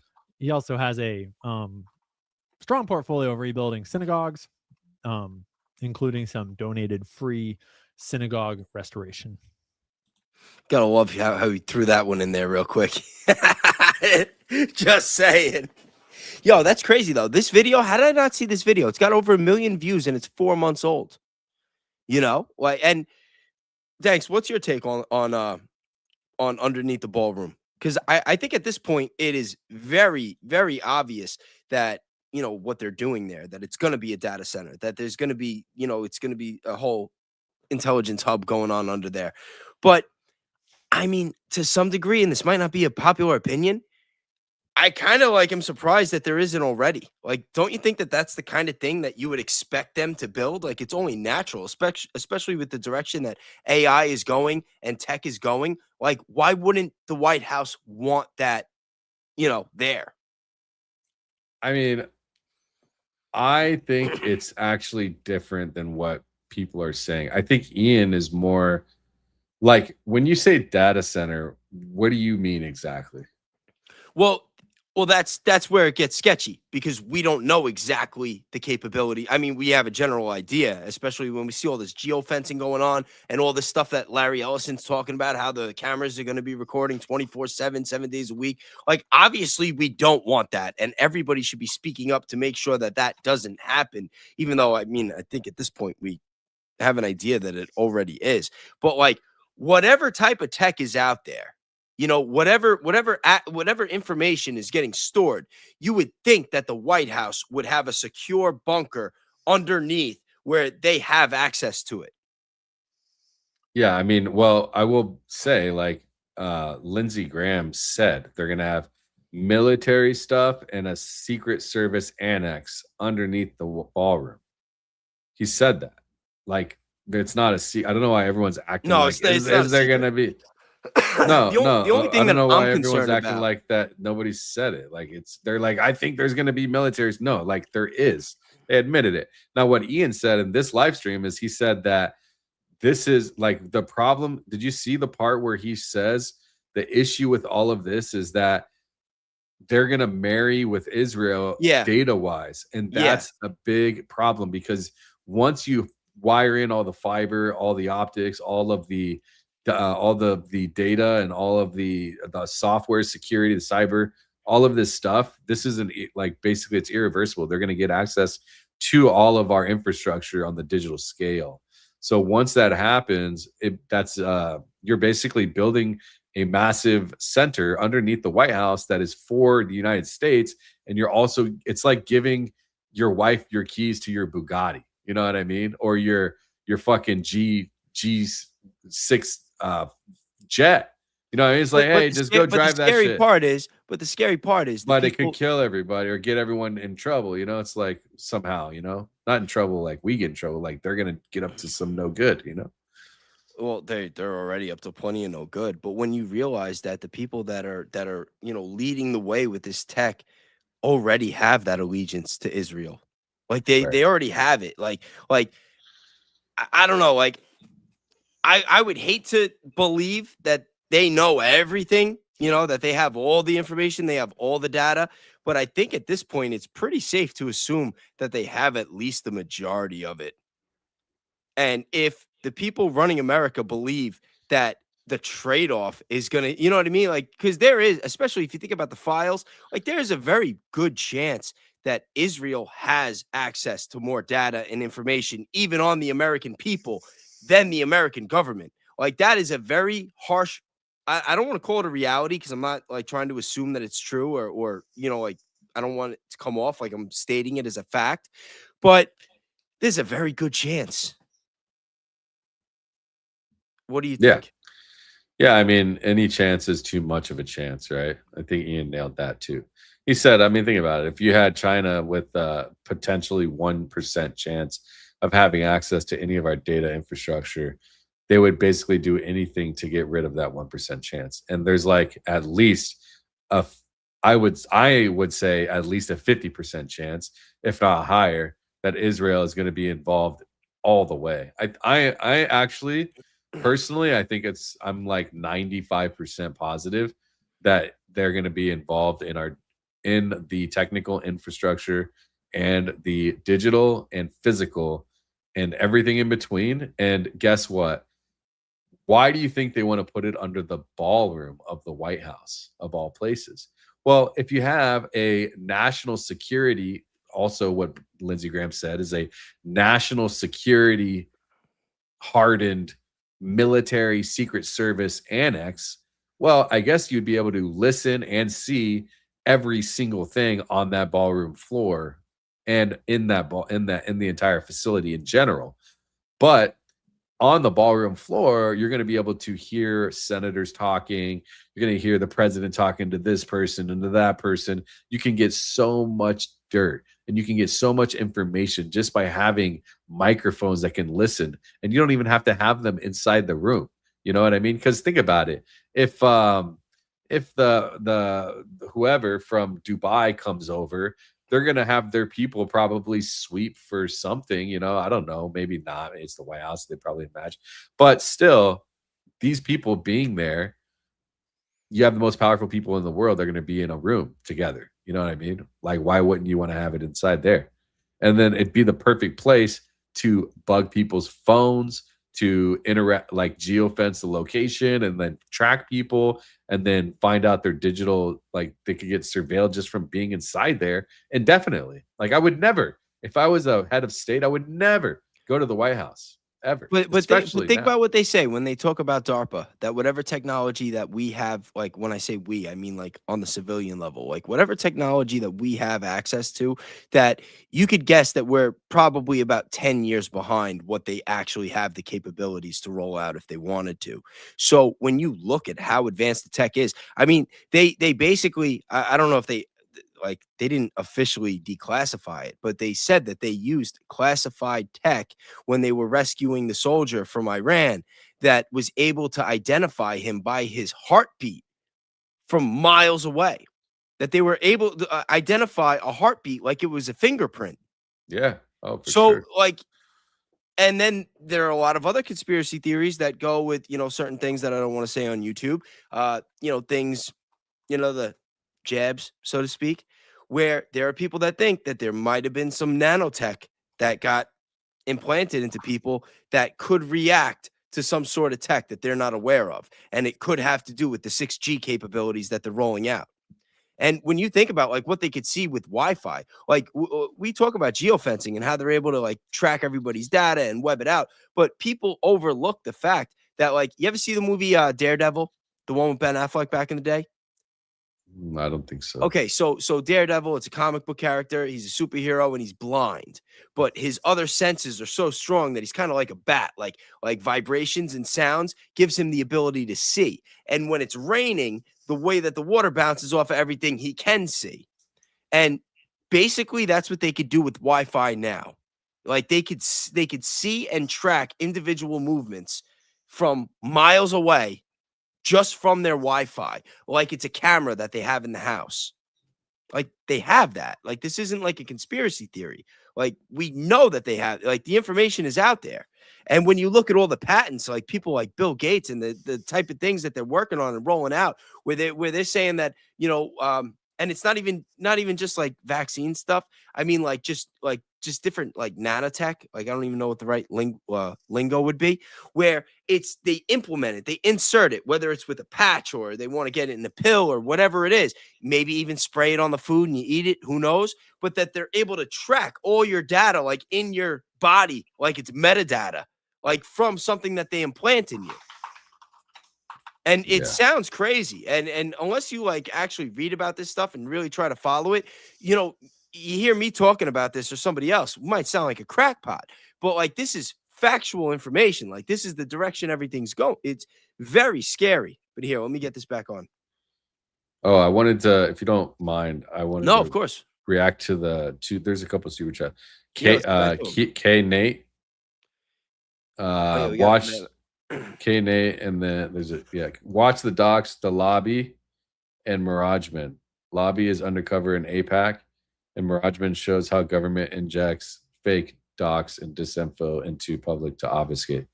Yeah, The Lobby is one of the most critical pieces of investigative journalism produced in the last decade. And the fact that Al Jazeera was pressured into pulling it before it ever fully aired should have been the biggest story of the year, but it wasn't. You know, I wonder why.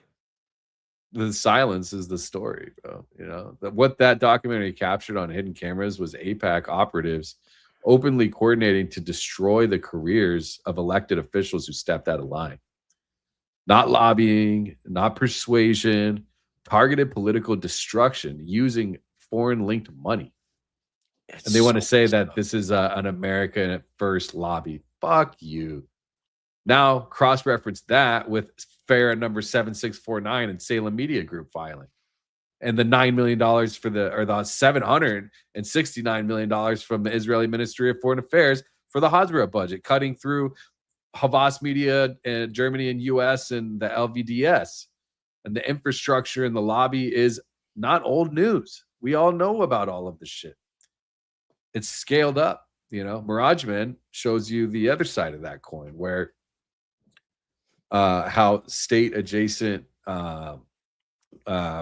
actors seed false narratives into public consciousness. Just so by the time the real story actually, like, they'll do it in advance, or they'll do it early enough before the real story surfaces, and then the audience will become confused as a result. Well, that's what I was saying before, that like you can't put the toothpaste back in the tube. And with everyone having access to the internet and AI and all these declassified files, like they can't put it back. They can't keep us from knowing or looking at it. All they can do is try to just flood us with misinformation and just try to confuse everybody. And people don't know their ass from their elbows.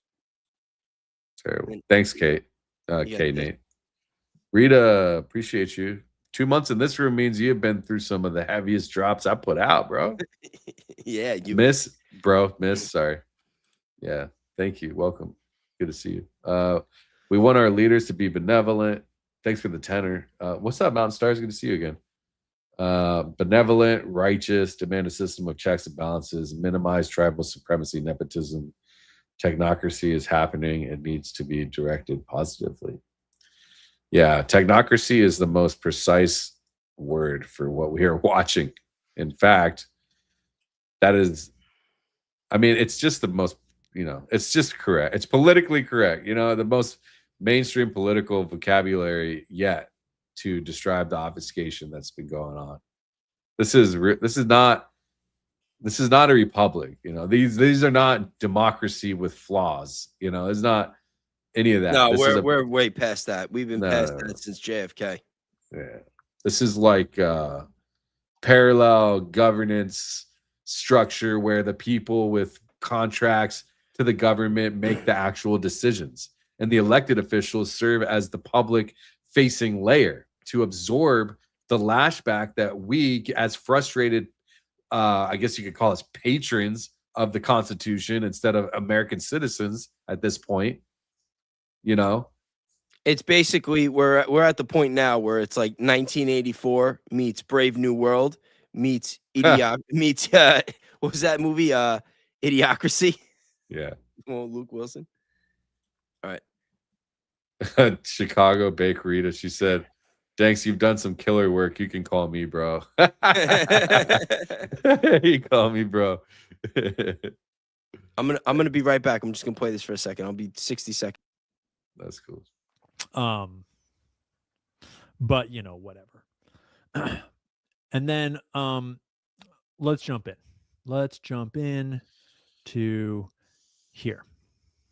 I think we should go back to the underground data centers in Jerusalem, because understanding why Israel built Oh, those yeah. might tell us why Trump is building one here, allegedly, supposedly, in my opinion. So, You know, I'm gonna rewind us to a bit more of the intro here. curious information, but I'm sure that it'll come in handy later. And later in handy did it come, because fast forward a few months and I'm reading about Trump's new ballroom announcement, and that pattern recognition side of my brain starts tingling. Why, you ask? Well, let me just read the specs out loud to you, okay? Because Oracle's underground facilities in Jerusalem were 90,000 square feet and cost around $319 million. Trump's ballroom is about 90,000 square feet and $300 million and climbing. Curious. And then on January 21st, 2025, you have Trump's first full day in office, and Larry Ellison is standing next to him and Sam Altman, and they're giving this White House announcement about Project Stargate. Now, I'm not kidding when I say I could write an entire dissertation on January 21st, because they gave us so much information in that announcement that I feel like, quite frankly, many of us just glazed over. And I've broken it down ad nauseum in other videos and over on my Substack, but the short version is this.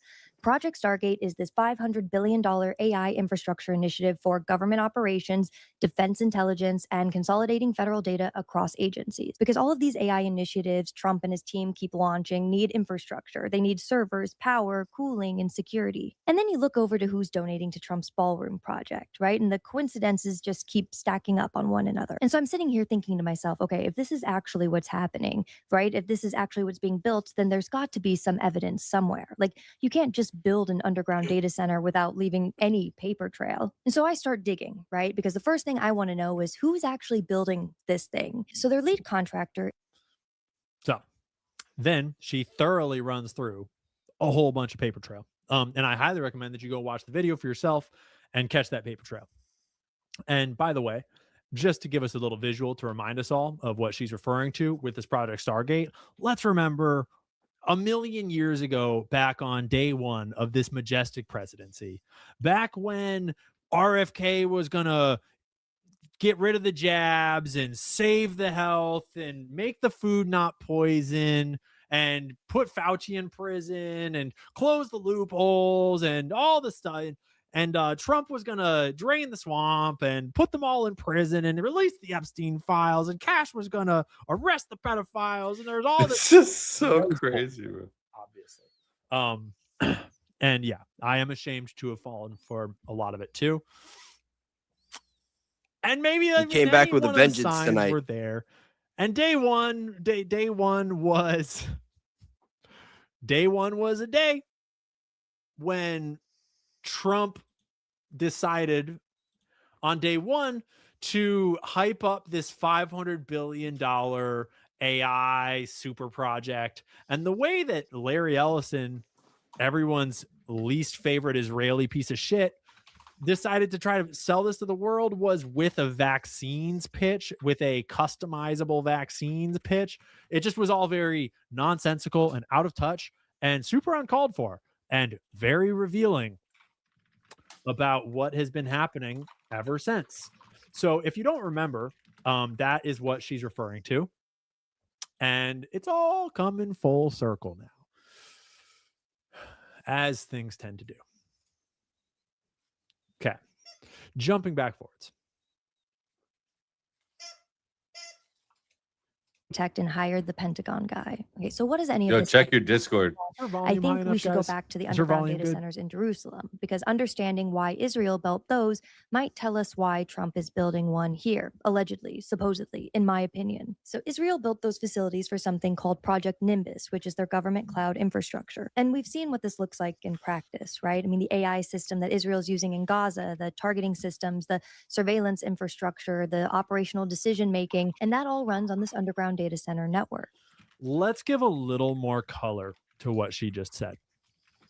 Let's not glaze over that. She's not like trying to cover it up. I just think we should pause and give a little more color to what she just said. Israel's Nimbus project, its gigantic underground data center that Oracle helped them build. Spoiler alert. We should have got to that one a little quicker. We were talking about doing a deep dive on that together 2 weeks ago. You think maybe it's time? Yeah, no, I'm just like airing it out there. You think we can get it ready by tomorrow night? We could. What? Guys. Which one? What particular? Well, we could talk more about it in the morning. I already got some stuff drummed up together. Have a little meeting. We can talk about it. All right, cool. Yeah, guys, don't forget me and Danks will be live tomorrow night as well, and every Saturday night at 10 p.m. Eastern time. And we're gonna have a good one for tomorrow too. Build that's helping run all of their military AI. Let's remember what their military AI is doing. Project Blue Wolf or whatever they call it. They have multiple. They have a giant database where they have every Palestinian in the West Bank and in Gaza. I think they probably have different databases for the two. Not entirely clear. They have them all tracked. They have everything they know about them, all their info, all their movements. They have cameras set up all over the West Bank, constantly surveilling, watching them in their homes, watching them outside their homes, in public streets, in private places, everywhere they go, tracking their movements as they move through checkpoints, all of it. All of that is recorded in a database. It's constantly monitored and used for whatever they want. Whether that is arresting them for no reason, whether that's beating them, whether that's restricting their travel, taking their jobs, taking their property, taking their homes, whatever you want. Take it to Gaza, and they just kill them at will.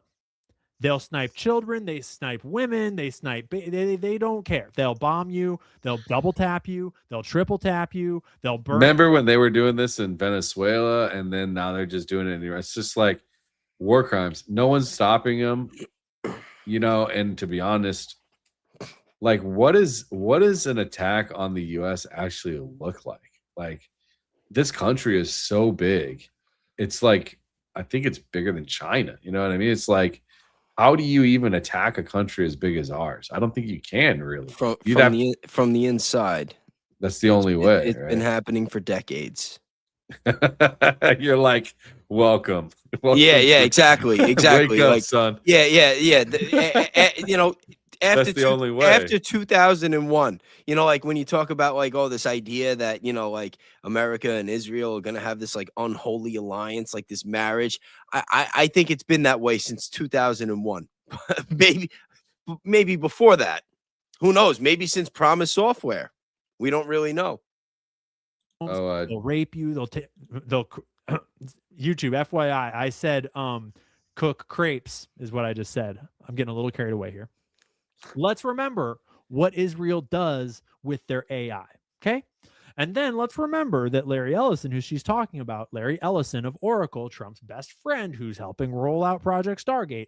Larry Ellison, the owner of Oracle, the second or third richest man in the world because of all that money, the top donor to Israel, the IDF, with all that money, the owner of the island right across from the Lahaina wildfires, Larry Ellison.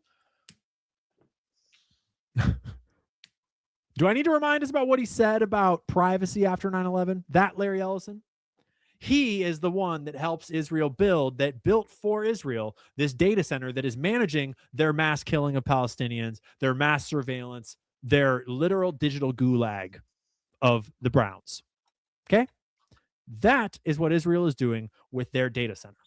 That's what Larry Ellison is doing with that data center. Okay? So when Trump winds up with this great plan. You know, I just thought about something, though. I'm not going to play the video because I've played it like 5 times. I'm sure I think I even played it on yours before. But, you know, when Larry Ellison was talking about how everything was going to be recorded 24/7 and always go through AI. Ian's right. They're already doing that in the Middle East. And remember what he said? That when they do it here, that everyone will be on their best behavior. Well, I don't know. It didn't work. Like... If it didn't work over there, what makes anybody so sure it's going to work over here? And even if it did work, would it be worth it? Like, I have daughters, You know what I mean? Like, I don't want to have to think that like my daughter, like I have to like, I thought, being a girl dad, it was going to be tough enough. Like raising my daughter, how to deal with boys and like know the difference between good guys and bad guys. But now I also got to scare the shit out of her about her own phone and say, hey, don't take your phone into the bathroom. You don't know, there could be some guy on the other end of it. Or say everything that you do is getting recorded 24/7. So even if you're having a private conversation, like you get young girls going through puberty and stuff. It's like anything you talk about near your phone or near a TV, or it could be getting recorded. You have to assume it is. Like, can you imagine the anxiety that this next generation is going to have to grow up living with? Like, we already have some of the worst mental health problems on the planet right here, right now. How much worse is it going to get when they start having all this tech rollout and it's in everybody's face? Yeah, I mean, when you like the clip from Larry Ellison is not new, it's just it continues to resurface, right? And this is the thing, we talked about it actually. When you have a police officer who has life or death at their hands, whether or not they're taking a piss, shit, or whatever, I want that camera on. Actually, no, that's crazy. Not in the a cop. No, yeah, bro. Listen. Absolutely. Listen. If you're on duty, I want that camera on. Bro. No. Listen, I don't want private citizens. If you want to say if they show up to a domestic dispute, how many people have been in prison? And I've been falsely accused of having drugs on me, and I was taken to jail, and I did a week, and then they just let me out, and they had no case. I'm not cool with cops at all, especially ones that fuck with their camera. So I'm fine with that. The only thing is when they're in the bathroom, I don't care. If there's somebody in the bathroom and then something goes down, then it needs to be recorded. I don't trust them, bro. There's been way too many of them that have done dirt. Way too many, because they're forced to get quotas. They're pressured in their jobs. They're alcoholics. They're drug addicts, and they're fucking dealers. They're drug dealers. They're criminals, bro. A lot of cops. There's a lot of good ones too, but the bad ones don't make. The bad ones.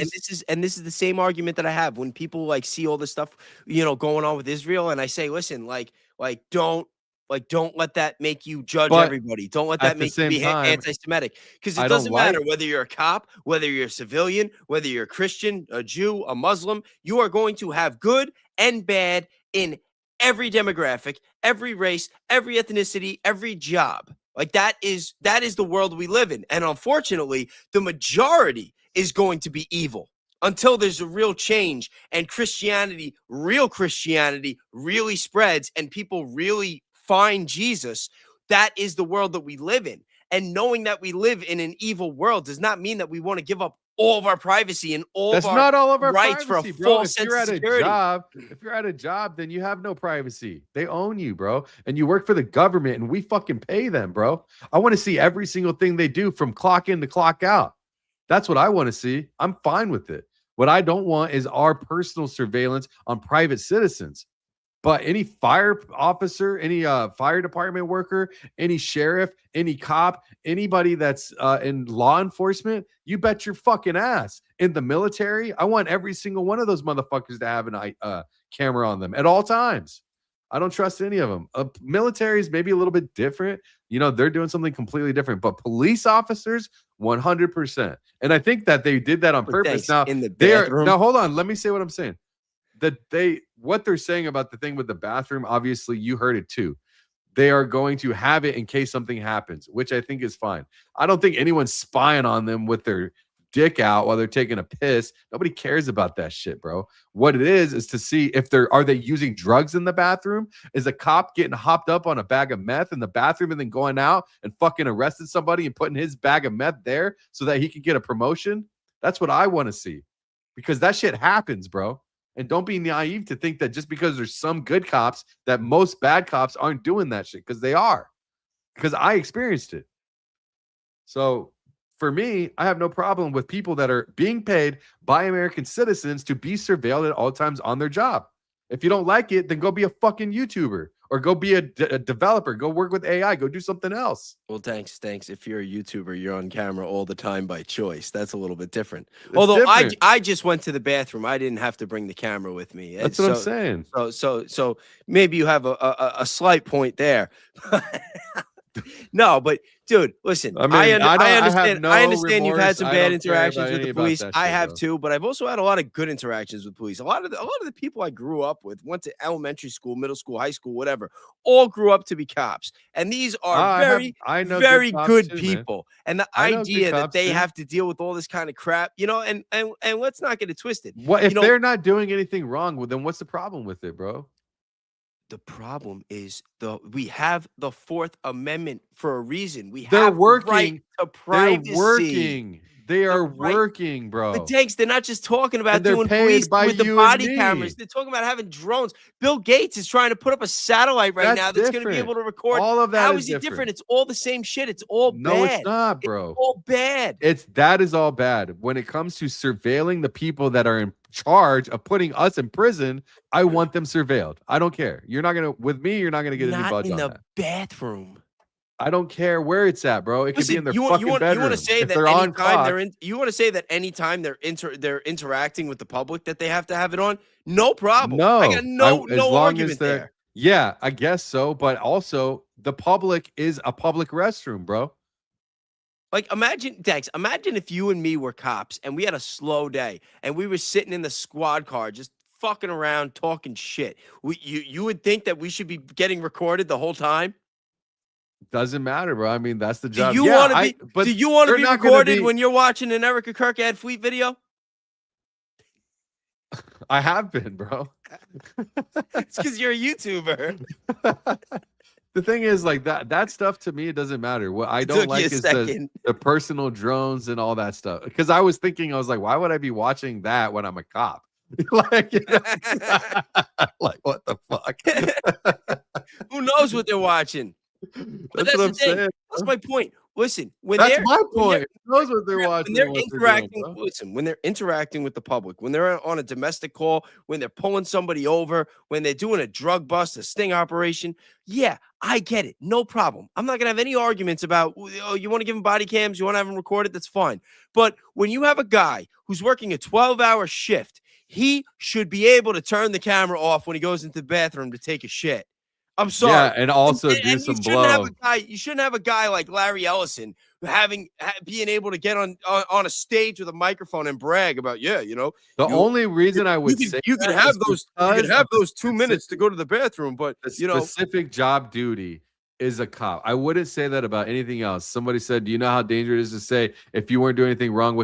Obviously, I understand that. But as a police officer, I stand by that. Anything else, if you're not in charge of imprisoning people, like if you're a judge in your chambers, I want to have a camera in there in case somebody needs to have a deposition on those documents. I'm just saying, bro, I'm fine with it. What I am not okay with is personal, private citizens. You know where I think they should have these cameras? I think they should have these cameras with the politicians when they go to those hotel meetings with their APAC handlers and they get handed the bills that they're going to vote for and they're told what they're going to vote.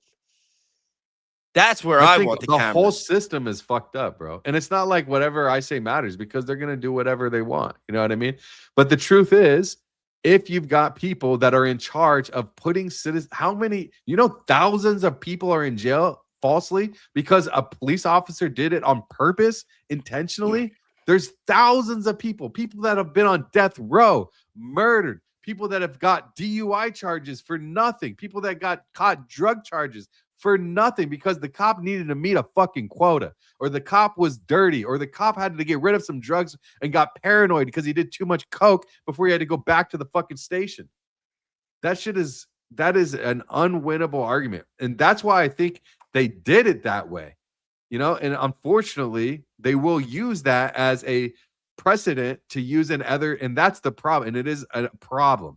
And once you give a little bit, like, if they're going to do it, I'm fine with it. I wouldn't ask for it, obviously.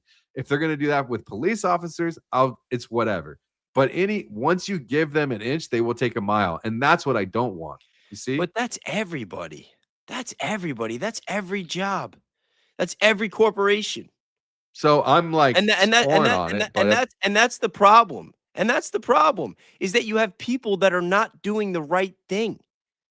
You have so many people in society that have been indoctrinated with this whole way of life. Everybody's stressed out all the time. Everybody's just trying to get by. Everybody's trying to get an edge. Everyone's trying to get over on someone to make a quick buck so that their life could be a little easier. Everybody's trying to benefit off of the expense of somebody else. It's like the human condition, but the cure for the human condition is not mass surveillance. It's just not. Like, no, I understand agree. the points. I understand the points that you're making. I'm not with mass surveillance. Who said I was with that? I said I'm with police officers being surveilled while they're doing their jobs. What's wrong with that, bro? If they do it, no. But you said fuck them. Leave those cameras on when they're taking shits. And if they're doing it to the cops, they're going to do it to us. They're going to do it to our kids. Why would they do that to me, bro? They're not going to do that to me. Thanks. Let me ask you. If your I'm not walking around with the if your daughter grew up to be a cop, would you feel the same way? If your wife was a cop, would you feel the same way? It's for her protection as well. Absolutely. Cameras on 24/7? Absolutely. Listen, it's not an echo chamber. I'm not speaking to appease anybody. It's probably the latter of that. So No, I know that. You know what I mean? I so know the truth is that I believe that if you're being paid by me and my family and you, then I have a right to know what you're doing with my money, especially if I'm at risk of going to prison because of you. That's it. That's my opinion. And it's not about. You don't think that there's a line? Of course, there's a line. I think it should stop there, and that's it. No, but I'm saying with even with police, when they have to work 10, 12-hour shifts. You think for that entire 12 hours, regardless of what they're doing, who they're in a room with, what's going on, they're on the phone with their wife. Yeah. If you're on clock, you can clock out. If you're not working, whatever, that's fine. Then if you want to fucking have a private conversation, then go clock out, bro. I mean, this is the public service. It's called public service, bro. It's not called I'm a police officer in private and in public. It's public service. That means public. At all times when you're working. Public. Is that what it means? Public restroom? Public restroom? Public parking? Like you fucking name it, bro. Yeah, this is wild. Yo, the chat's loving this right now. The comments are like, now it's getting interesting. They're like waiting to see if we're going to have a fight. Is there a history of police abuse in bathrooms? Are you kidding me? Absolutely.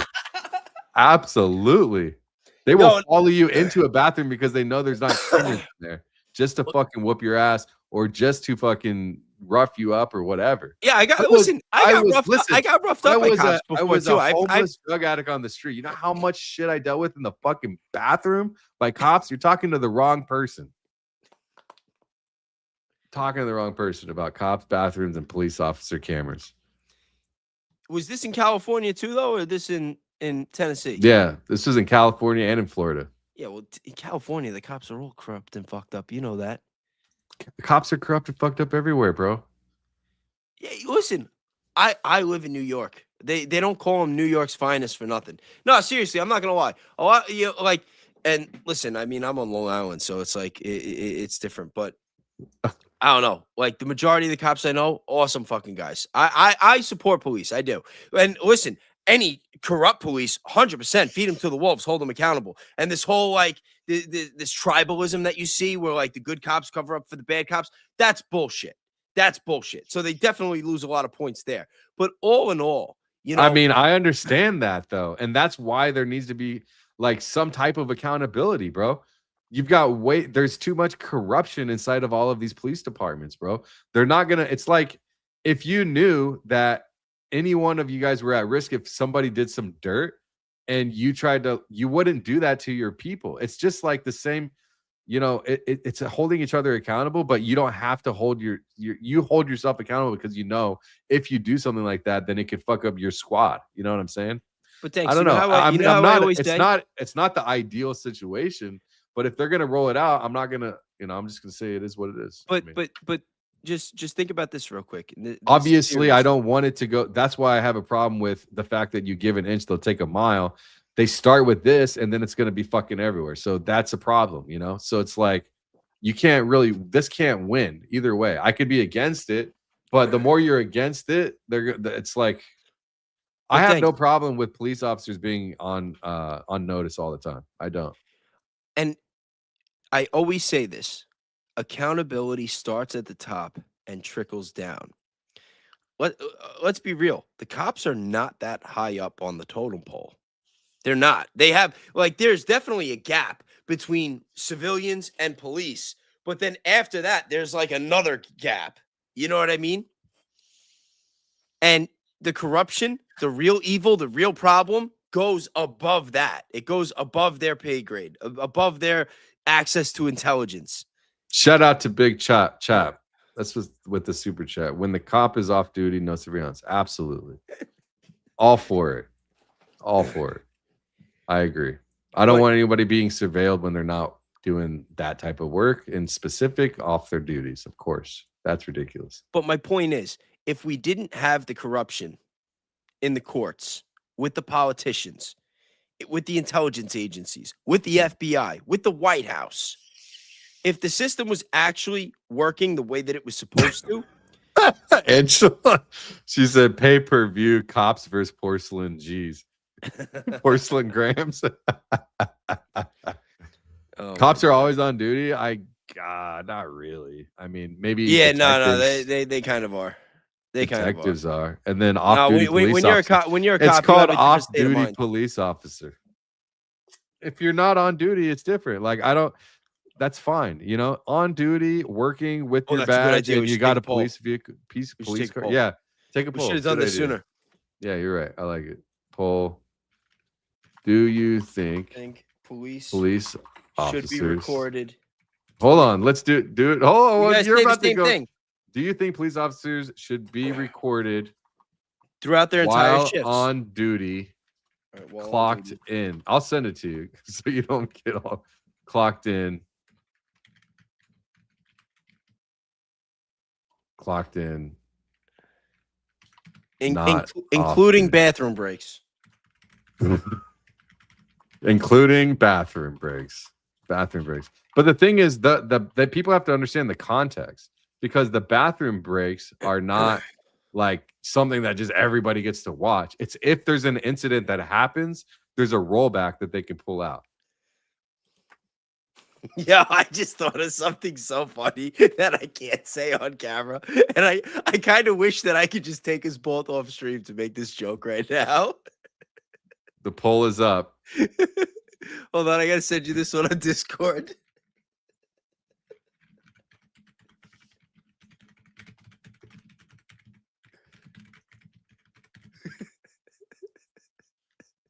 Read it.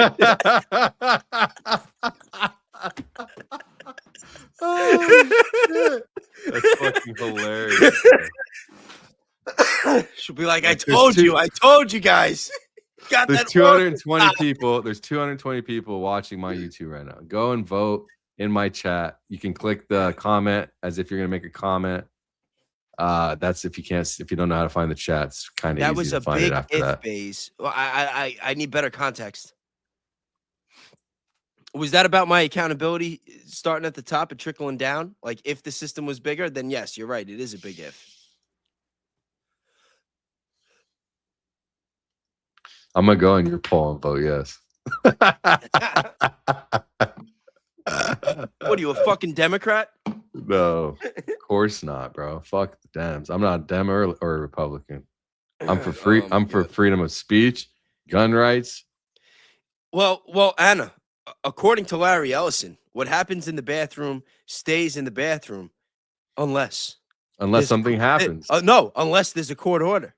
If they get a court order, then they're gonna say, "Hey, we're gonna have to take a look at this so-called." Yeah, bro. Break. If somebody's, it's like, "Hey, I think that cop is doing drugs in the bathroom." Like, he also arrested somebody and beat the shit out of him. Like, can you guys check and see if because he's in the bathroom a long time. Oh my God, I am a huge minority in this poll. I'm a huge winner, bro. Yeah, you're a huge winner. Holy fuck. I hope I don't start losing subs. You're at 77%. Oh my God. Yes. And here I was thinking that like I can't clip this. I might have to trim this out. Fucking Danks might, this might be a bad one, a PR crisis. And no, I might be the one. Cops got a bad rap, bro. That's really sad. That actually makes me feel really bad. Possibilitographist said, I don't want to be a pervert, so I lied and said no. You're still gonna get smoked, bro. Yeah, no, I'm definitely getting smoked. Maybe I don't know. You never know. But I don't. The thing is, it's just like people are tired of the bullshit. People have had bad experiences more than good, bro. You know what I mean? So it's like when you have people that you pay and you have bad experiences more than good, and people are imprisoned and have been put to death because of these fuckers who are self-seeking, then what do you expect, bro? What do you expect? Now you are very wrong. I've had a lot of bad experiences with cops.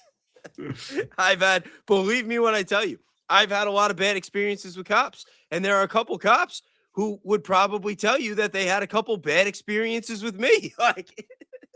But when listen, I understand it's tricky. But I don't know. It's just really sad that that's like where we're at. Yeah, I mean, and this is why I say it's so important about building community and people getting to know their neighbors. I say this all the time. Like the same way I say that people should be paying with cash all the time and shopping at their, like local family-owned businesses and not these big corporations. I think that when you have a community, that they should be policed by people within their community. You shouldn't have people from across the state or a couple towns away that lives off the grid and doesn't want anyone to know where they live. No, the people that are policing the streets should be your neighbors, because then you wouldn't have these types of issues. Because just like they say, you don't shit where you eat. Like if you have to face these people in church, if you have to face these people in the grocery store, you're not going to be pulling that kind of shit. You're going to be held accountable. But that's what happens. Like and this is also part of the reason why we have a lot of the issues that we do when you see these like racial issues with cops. It's because you get like, especially when you have these black neighborhoods, in the minority communities that have issues with poverty, like they're not having their locals become the police. No, they're getting a lot of times, especially in New York, you'll get these white people from the island that are going into neighborhoods that they don't know, that they're the minority, that they feel like they're a target too. They feel like they're in danger. And then that's when things happen, because people you don't know what you're going to do until you're in that situation. It's just like Mike Tyson used to say with boxing, like everyone has a plan until they get hit in the face. Like you could get all the training in the world you want, but when you're in a community where your fight or flight kicks in and you really feel like you're in danger and you're trained to do certain things, you're going to have situations where things don't go right. And it's not always corruption. It's not always like an evil cop. A lot of times it's fear. It's people being afraid. Yeah, I know. I agree. I never said that isn't the case. You want to read? You want to start from the last member, Anna Kyra, and then go down from there? It's like 2 or 3. Of course.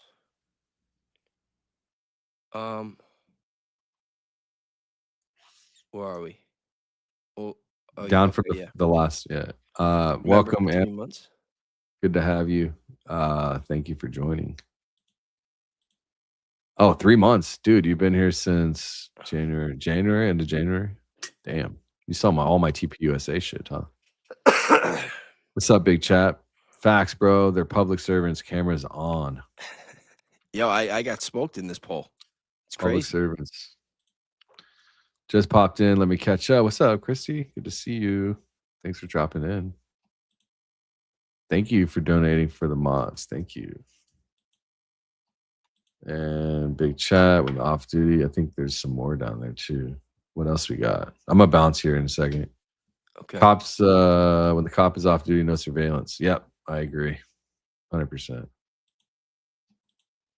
Cops are dirty or off duty. I'm not down with the off duty cams, but that was a big. Oh yeah. Cops go to HQ to use the bathroom camera off there. Yeah, I think I could see that. That's fine. Yeah, I mean, it could be like if they're not inside the station when they're not with a civilian or an arrested person. Like, you know what I'm saying? What do you think about that? I can get with that. Say it again.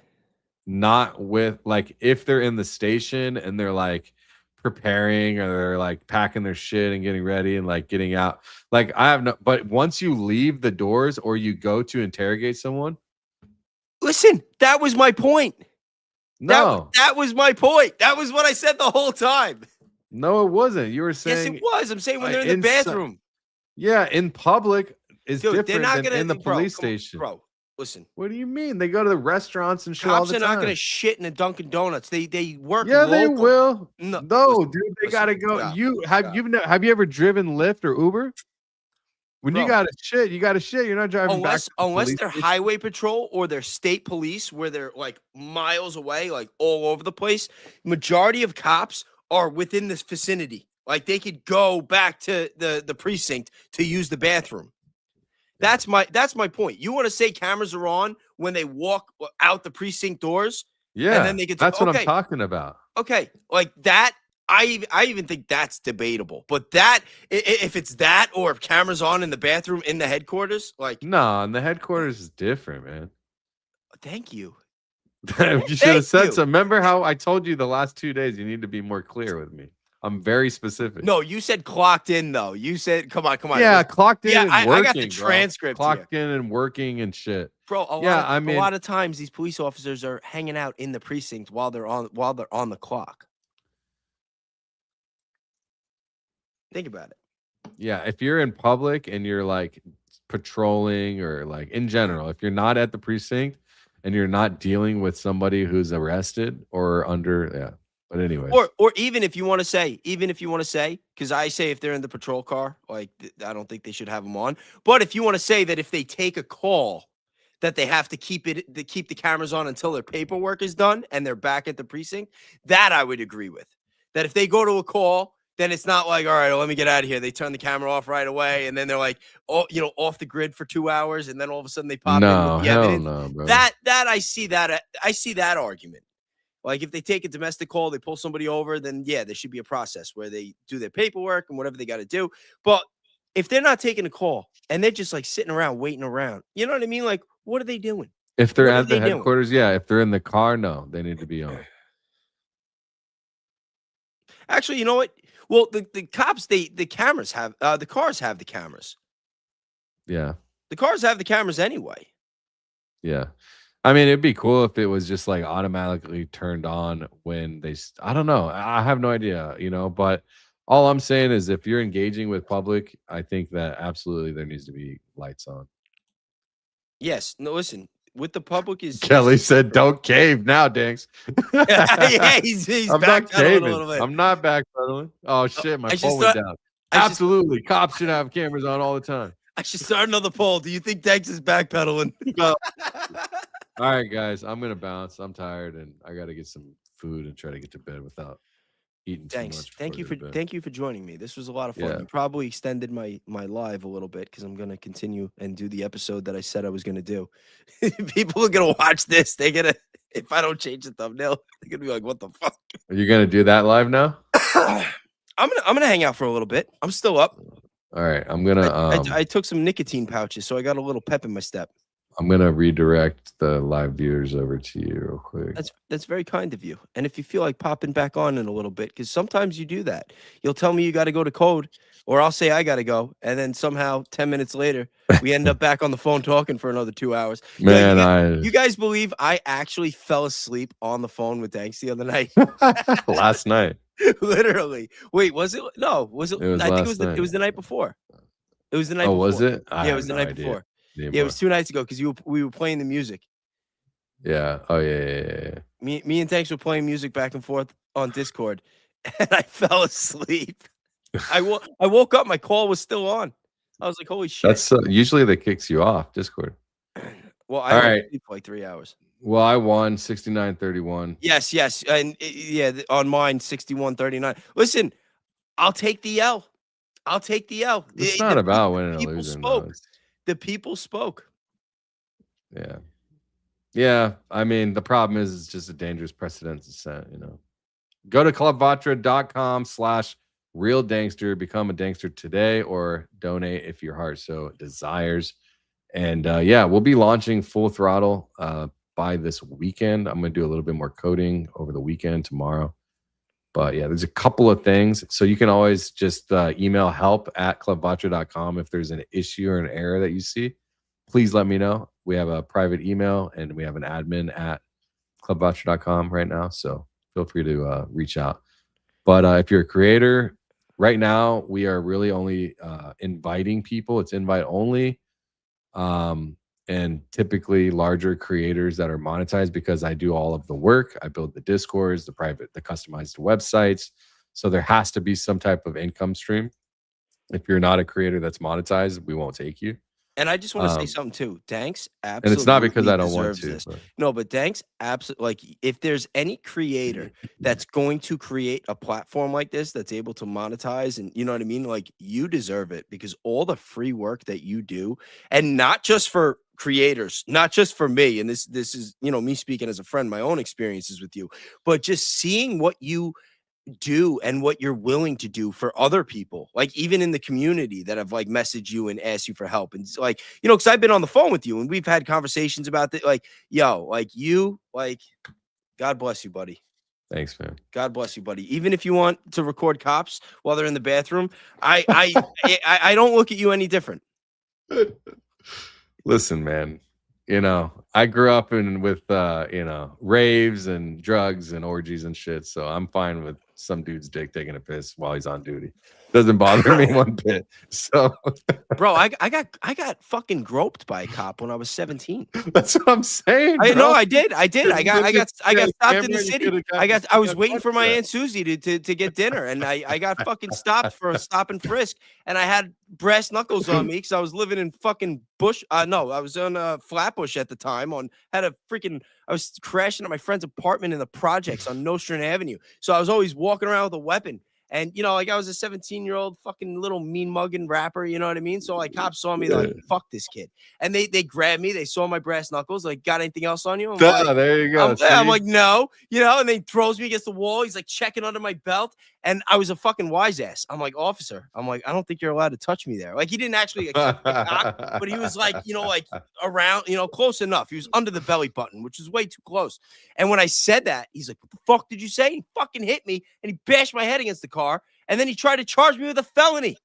It was crazy. I'm like, yo. That's what I'm saying, bro. Threw me in central booking. I was 17 years old. And I still got community service. Like, even though, yeah, my fucking aunt, my dad, they show up. They see my face all fucked up. Like, what the hell happened? They're like, all right, community service. So for those of you out there that say that I've never had a bad experience and I should be lucky, don't make assumptions. Don't make assumptions. I've had my own experience. But at the end of the day, when it comes to our constitutional rights, I take it very serious. If he had a camera, then you could have proved it happened. Said, get crunk and listen. I would have oh my God. I'd have probably got $2 million for that one. Whoa, then what the fuck, bro? He gave me a fucking black eye. Do you want other young, imagine your daughter and she's up to no good, but does she deserve that? No. But you have a cop that's like going and puts her up against the wall and is grabbing her pussy and shit and grabbing her ass and like kissing her neck while he's like feeling her body and stuff. Now you just sound like Trump and Biden. Now you sound, and are we talking about you don't think that presidents? Shit's happening, bro? Of course it's happening. Yeah, so. You know, there is true. There's definitely some bad ones out there. But like I said, you can't punish everybody. They're not punishing individual accountability. Yeah, absolutely. I agree.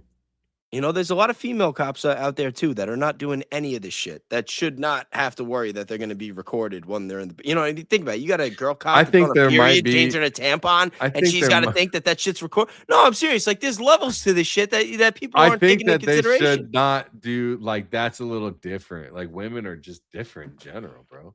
I don't think it goes for women like that. We don't know. I don't know. I'm not down for that. You think that they're going to not record the women cops? They're just going to record the guy cops? Maybe. Yeah.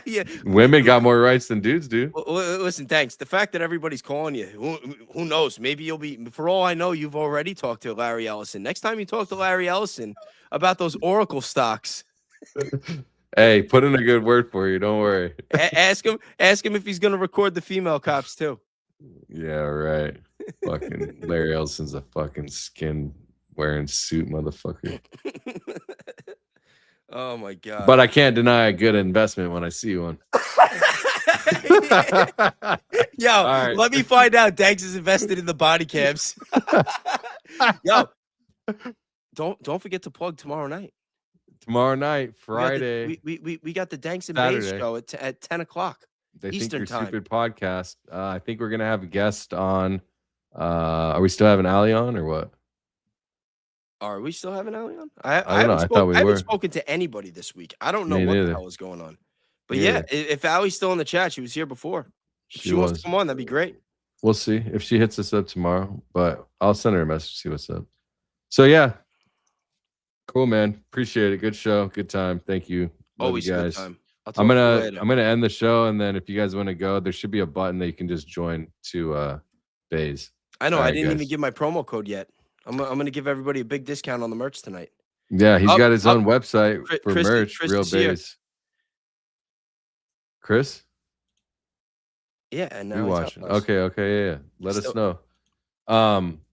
We got merch for sale too, by the way. Said we could be there, baby. We got good. Yeah, we you got know what? merch. Let me plug the merch. Hold on, bro. Let me plug my merch. I didn't put your merch in this shop because I'm still worried. You DM gonna get me and I'll sued. sell it to you. I'll make the merch for you. Yeah, we got. Where's my merch?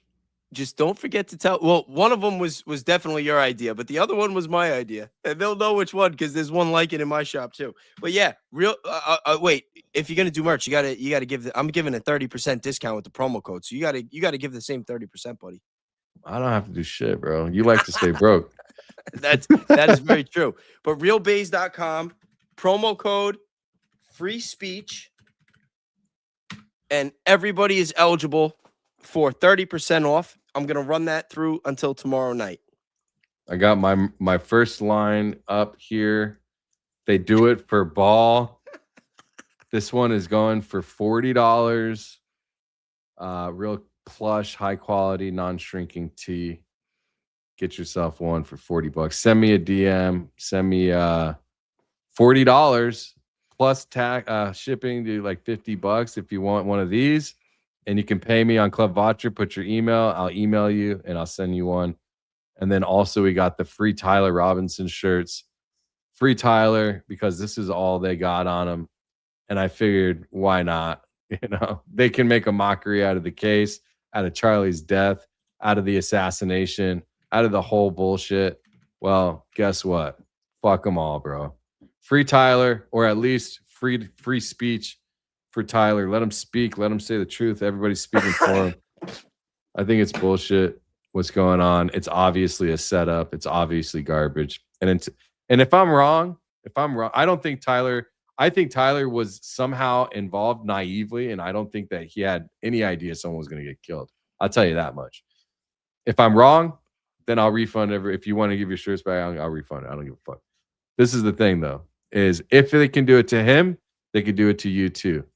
And guess what? They got body cams on cops and shit. They got a camera moving to follow this little fucking speckled dot motherfucker on the camera, but they don't have the actual shooter taking the shot. They don't have the guy's face clear, but they can see our fucking dick taking a piss in the bathroom outside in the woods from a satellite 200 miles up. So yeah, they could detect a soldier's heart. They could identify a soldier by his heartbeat miles and miles away. Ridiculous, bro. These fucking lizard motherfuckers. Anyways, love you guys. I gotta plug mine. Yeah, too. plug yours too. Don't forget who originally had the free Tyler shirt idea. Although I have a limited supply. I have a limited supply because I am not convinced that there won't be. Whatever, that's another story. But yes, like I said, promo code free speech and you get 30% off. My zip code is 92210, Palm Springs. Somebody asked in the chat. So if you do, you could check shipping for a shirt, like a 1 pound. Shipping in the States, it's usually between like 10 and $16. But if you print the label, it's like 60% of that. I think they said. Yeah. Last time when I did my free giveaway on Easter, I didn't know that. And I spent like probably $300 on the shipping. It was gross. It was gross. It cost me pretty much the same to ship the shit as it did to make it. And it was a giveaway. And then like when I was all done, the guy's like, next time you could print the labels at home. This probably would have been $150. I'm like, oh, thanks for telling me. Bro, someone Mike, and he's last comment basically, he said, thanks, what happened to the crypto channel? Nobody watched, bro. I'm out here spilling my guts, researching, exposing the Genius Act and that they're freezing tokens and like all of this shit. And I got like 7 people on a live stream. Who would do that, bro? I made $50 every 3 months. Are we gonna tell them about what we're doing next? I was doing thousands and thousands of views, and then as soon as I stopped talking about meme coins, nobody wants to watch. They don't want to learn. They just want to lose their money in meme coins. Look at Myro. Look at all of them. Look at all the meme coins that we were investing in. Look at them all. They're all in the fucking gutter. They're all rug pulls. They're all garbage. All of them. Look at Caspa. I sold the top of Caspa at 21 cents and 18 cents twice. I made $180,000. Everybody else pulled their bags. I got everyone left my community because I said Caspa is not going to go up anymore. I was the only one that got out. Everybody else lost their fucking money. It's crazy. Nobody listens. Nobody showed up to the private. They were paying $65 a month. I had 80 people paying me $65 a month in my Discord for weekly technical analysis classes, and nobody showed up every single week. Nobody showed up to the live streams when I was educating people on how money supply works and how crypto and rates all operate, so you know when the market's going to go up or down. Nobody showed up. That's where the crypto channel went, in the fucking gutter, because nobody cares. Nobody cares about actually how. And that's why we're going to be playing Fortnite. Yeah. Anyways, thanks again. I appreciate it. I'll catch you guys later. Peace. All right. Talk to you later, buddy. Later. All right. Well, that was a lot of fun. That was a lot of fun. Always appreciate when Dank stops by and when he has me on his show. All right, but let's get back to it, guys. To build a data center with almost the exact same specs, the same width and diameter, or all the same cost, same footprint, similar depth, similar everything, you got to wonder who is talking to Trump about all these great ideas. Who, because Trump didn't come up with the idea himself. Let's be real. Trump is barely even in this world anymore. Trump doesn't know about data centers. He doesn't know what they do, how to build them, why to build them. He doesn't know how many brown people you can kill in a day when you have a data center, or how helpful it is for killing the browns. Trump doesn't know those things. Okay. But he's surrounded by people that do know about them. And you have to imagine that one of them told him, because someone came up with the idea to build the thing.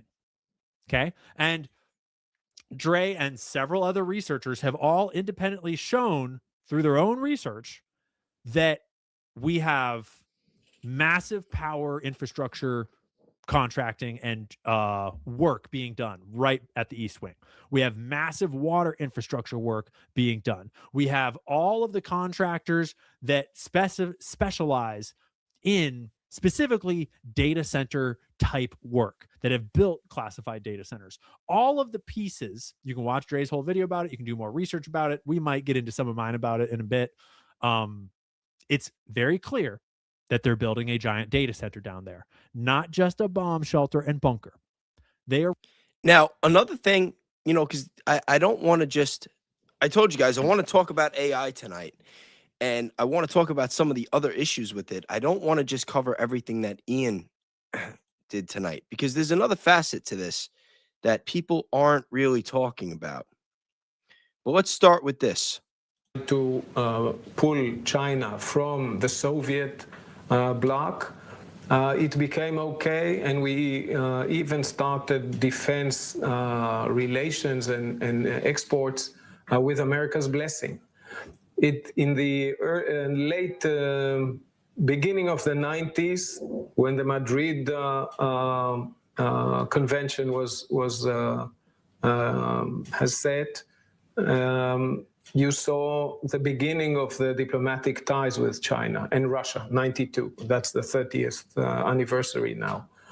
In the late 90s, after both the Kosovo war and the third Taiwan Straits crisis, we had a following crisis in our defense exports about the Falcon air warning system and the Harpole loitering munition.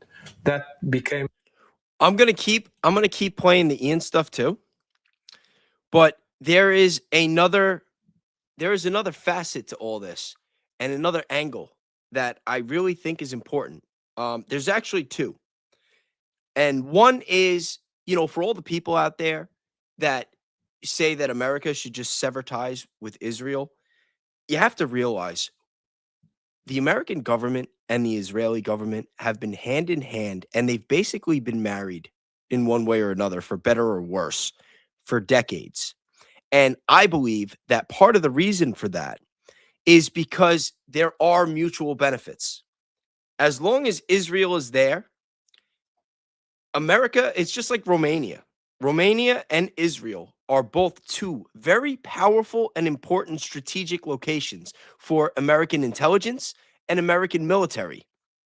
And if you think about it, if America were to have a falling out with Israel, and then all of a sudden Israel had an alliance with a country like China or Russia, that would really swing the pendulum, and it would change the entire power structure on the global scale.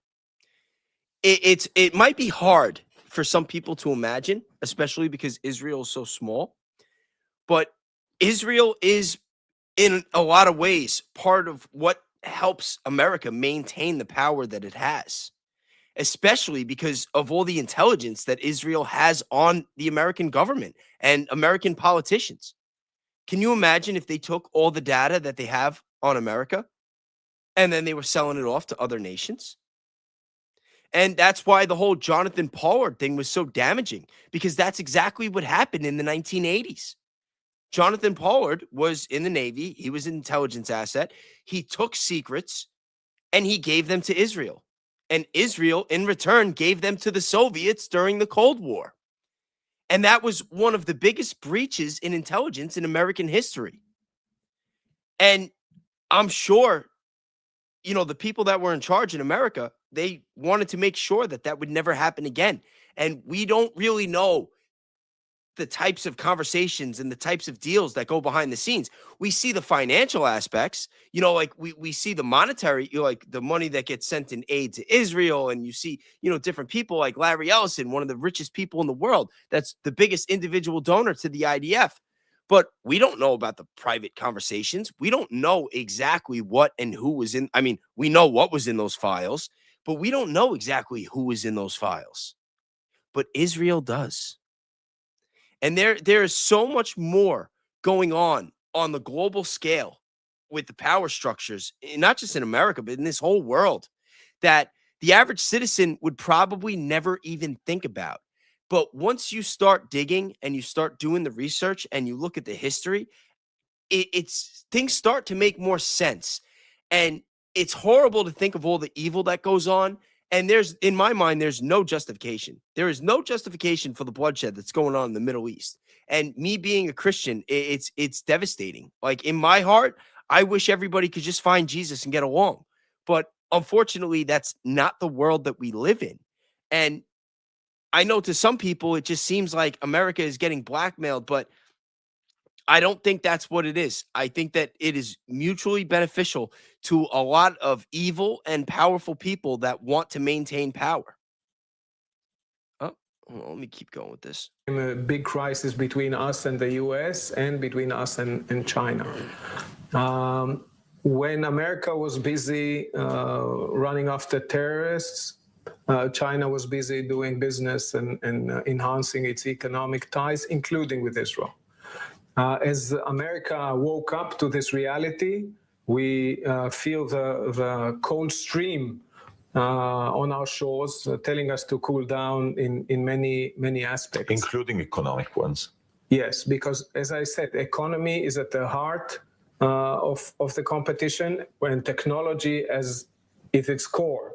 And Israel is a small player on economy, but big player relatively on technology. Now with and they're not just a big player in technology; they're the biggest player in intelligence. Iran, China is happy interacting with all players in the Middle East, mostly on energy, some on navigation safety, a lot on infrastructure and projects, and they have no problem doing a parallel, even the same level of cooperation, like a comprehensive strategic partnership with Saudi Arabia, with Iran, the worst enemy of Saudi Arabia, with the UAE, who until recently also saw Iran as a great threat, and with all others. From the Israeli point of view, the fact that China helps Iran breathe through the sanction regime, that it helps it in infrastructure and so on, that it previously helped it on the nuclear issue, the Chinese models of weapon systems are provided to Iran and already hit both Israeli territory and... This was filmed in 2021. But here, we have kind of the gist of that. But now, there's the other issue with AI. And this is a big one. And this is one that is going to affect every single one of us. And that is the energy and the water that is getting consumed with the use of AI, the technology, and the data centers. I mean, if I can't grow alfalfa, that means what am I going to feed my cattle? I want you to take this as that's important information. I should file this away. And we're going to continue to do our homework, but I have been following this now for a few weeks. There is a drought going on, and I want to be really careful. There are several droughts. It's not just one big drought. There are several droughts all around the country, and they're all different, but they're all causing the same thing. And guys, bear with me. I know this guy is a complete shill. He is completely full of shit, and he's going to be doing a lot of talking out of his ass right now. But you're going to understand why we're covering this in a second. The drought that we are in, they believe that by the end of summer, if things don't change, we will be in the drought of 1610. Why is 1610 so important? 1610 wasn't just 1 year, and that's the same thing. You know, the Colorado water system, this has been going on. We can fast forward a little bit here because this whole party's talking out of his ass. Lake Mead is the lake behind the Hoover Dam. Now, to generate electricity, you need to have a lot of water behind that dam. And when it goes to a certain level, you cannot allow air to go through those turbines. And so you have those turbines that are spinning. If you get down, which is, I'll fill you in. If you get down to a certain point, you begin to have to turn those things down and be very careful because it's major damage if any air goes through those things. And then you get just a few feet later, you get down to what's called Deadpool. And it has nothing about being funny movies. It is about, Deadpool means you cannot turn the turbines on. You can't generate any electricity. We are down now.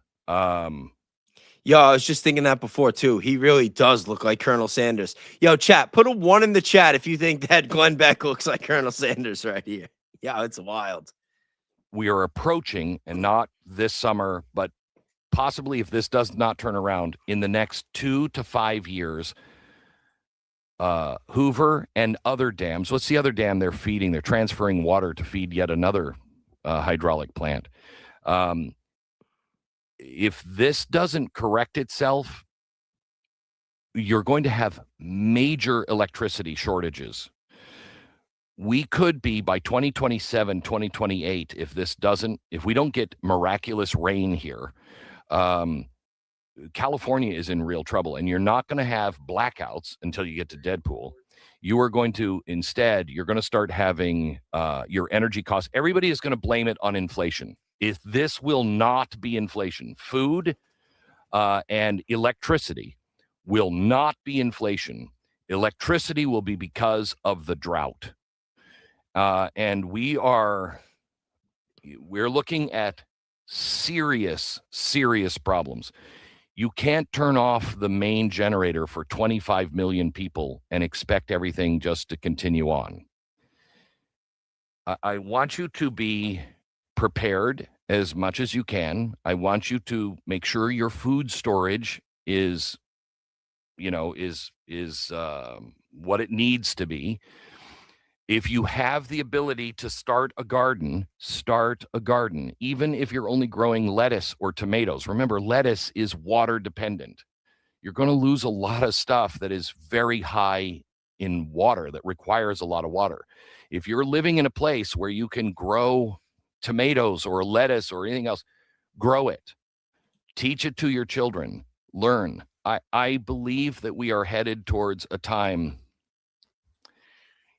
President Trump just read, what was it, last week in the Oval Office, the scripture, if my people will turn their face to me, I will heal their land. Horribly butchering that scripture, but that's the gist of it. And I think we're in trouble. I think right now people are like, we're in real trouble. Yeah. Now, you see, I can't tell if this guy doesn't know what the fuck he's talking about, or if he knows the truth and he's just trying to spin it, because there is a massive energy crisis on the horizon. A lot of it has to do with what's going on with the Strait of Hormuz, and a lot of it has to do with AI. People don't realize how much energy is being what the energy demand is for AI, and how much water is getting wasted. But now we're gonna watch this real quick. Operate that heat. How much water are we talking about with this? So it really depends on what size of data centers we're talking about. Like the big data centers that we call hyperscale data centers, if you think of like the Google email and the data centers that are used for AI, those have a pretty large footprint in terms of water consumption. So the average is been found to have, like, for a hyperscale data center to consume about 550,000 gallons of water per day. And if that is not easy to wrap around, just imagine that on average in the United States, a person consumes 132 gallons of water in a day. So that would be the equivalent to more than 4,000, about 4,200 people equivalent of water that one data center uses in one day, which is a lot of water. And we're talking, at this point, thousands of data centers around the world. So, Anna, when you're looking into this, are there any government groups or organizations here in the US that are tracking this water usage? So that's, in my opinion, one of the concerns.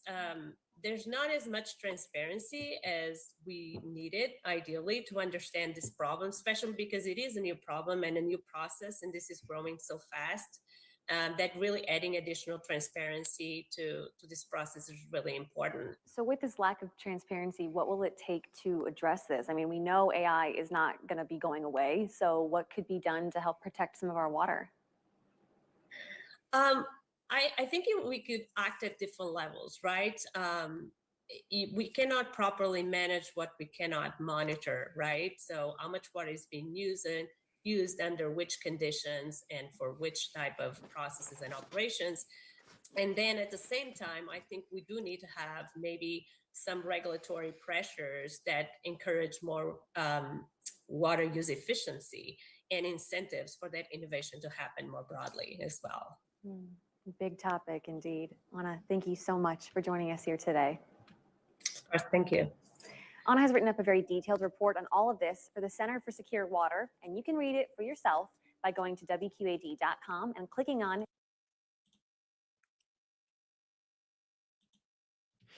So, yeah, it's a very big problem. It's a very big problem. We have the government messing with the weather, which we now know is a fact. We do have issues with the water right now. We have Bill Gates, who's strategically buying up land that's going to give him a level of control of a lot of this water. The same way that he's been strategically buying up farmland. The guy owns 270,000 or more acres of farmland in America. And now we have AI and all these data centers, and they're building more, and they're getting bigger, and they're going to need more energy. They're going to need more electricity. They're going to need more water. And if you look at inflation, you look at the cost of living, you look at the cost of groceries and supply and demand, we see the gas prices right now. And when the gas prices go up, everything goes up. And the government just keeps printing money. If they need it, they just print it. And all that does is lower the value of the dollar. And that trickles down and it affects our pocket. And they're not going to slow down with this AI. AI is the future. Every company wants more AI. And what does this mean? What is this going to mean for us? And that's why when you hear things about digital IDs and carbon footprints and social credit scores, it gets very, very scary. It gets very scary because if there is a finite amount of resources, okay, the people that are in power, the people that have the control of these resources, they're not going to try to lower their quality of life. They're not going to try to give up some of their power. You have to understand something right now. We are on top of the war with Iran.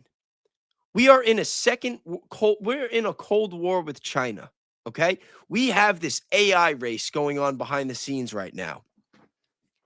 And American companies and Chinese companies, they are all moving full steam ahead. And neither one of them want to lose. Both of them feel like they can't afford to lose because whoever wins the AI race is more than likely going to control the world. So if they need more resources that they don't have, how are they going to get it? The only way they're going to be able to get it is to lower our usage. Make sure we're consuming less. And I think that when you hear people talk about how, we need to eat less red meat and we need less this, you hear about these 15-minute cities that they're trying to build.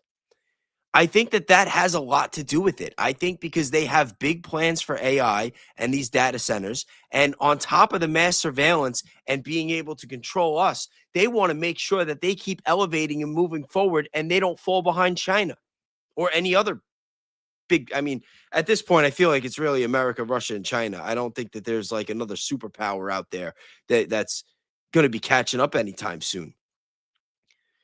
But it's becoming scarier and scarier. The more that I see, the more that I read, the more you hear these people say, actually, you know what, before I pull this up, speaking of Bill Gates. Well, we believe having the ability to save and transact is something that should be universal, and a lot of forums have adopted that goal. We won't be able to do that with traditional systems. That is, the cost of bank branches and paperwork is just too high. But fortunately, starting with countries like Kenya, and more recently with a robust system in places like India, we see that you can have digital financial inclusion. India is a great example. They did a lot of their own technology, which won't be possible for other countries. And so the role of the Gates Foundation as an advocate for those who don't have access today is to make sure there's technology and standards, including open source work that we're providing through the financial switch, which is called Mojaloop, and through the digital identity system, which is extremely valuable, not just for financial activities, but for health and voting and education, and that's called MOSIP. So since there isn't going to be a one-size-fits-all solution, what is the role that you see the private sector playing in being able to collaborate with different governments to ensure that we move forward? Well, once you have the digital money system, then there's all sorts of services and applications that can be built on top of that, whether it's helping with health or education or agriculture, giving people visibility into their financial status, giving them advice, should they take a loan, should they buy insurance, what makes sense.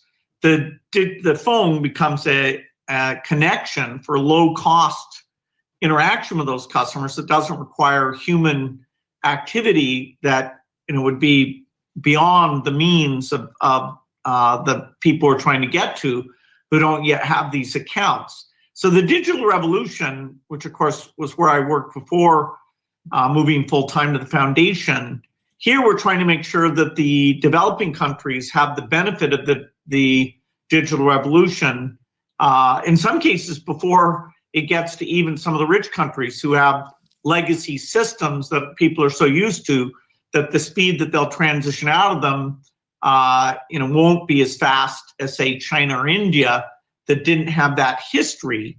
And so it's really learning what worked in China and India, and now making it easy for even smaller countries to do this, working with a lot of partners, including the World Bank, African Development Bank, many of them. So private sector will help these central banks create these systems, but moreover, the phone companies, the banks, and the entrepreneurs will build applications that use these financial capabilities. Well, we believe. Now, they're telling us the plan. He's telling us the plan. He's saying we see what they're doing in China and India, and we have to implement it here. The central banking system, the social credit scores. What do you think that is going to mean? What is that going to mean for our sovereignty? Like, do you want this? Does anybody want this here? I mean, it's just mind-boggling. And like these people, like these corporations, like they look at everything. They think about productivity. It's like everything's like a stock. It's about value. It's like sucking the value out of not just resources, not just businesses, but sucking the value out of us. And they got us under their thumb with money. Like the regular banking system sucks. Let's face it. Look at our economy. Look at the world we live in today. How many young girls right now are growing up thinking that they don't have to do shit because they could just do an OnlyFans?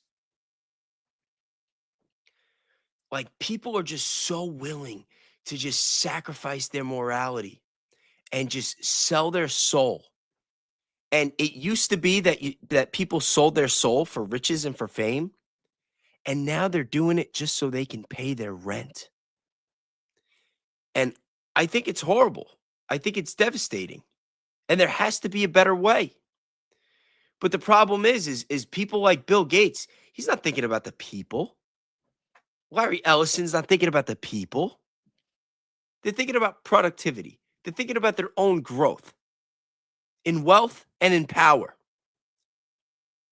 And if there's finite resources and finite money, it means more for them equals less for us. And what happens when there's not enough for us?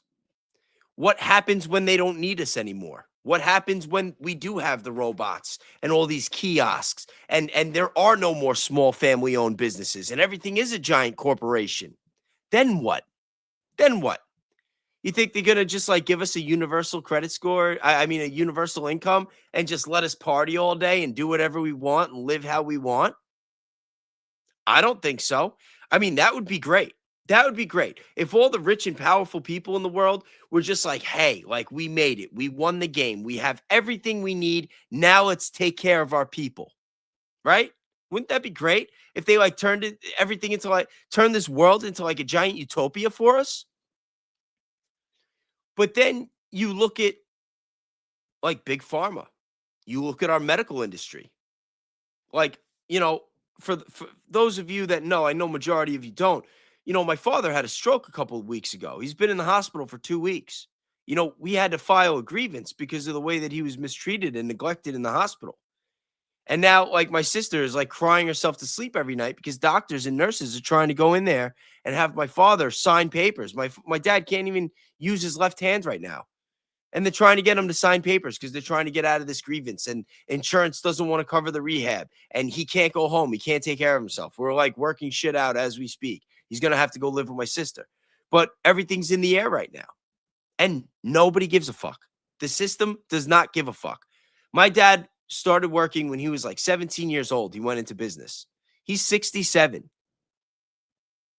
Working for 50 years. He has nothing to show for it. And now he has a system that's just casting him aside. Why?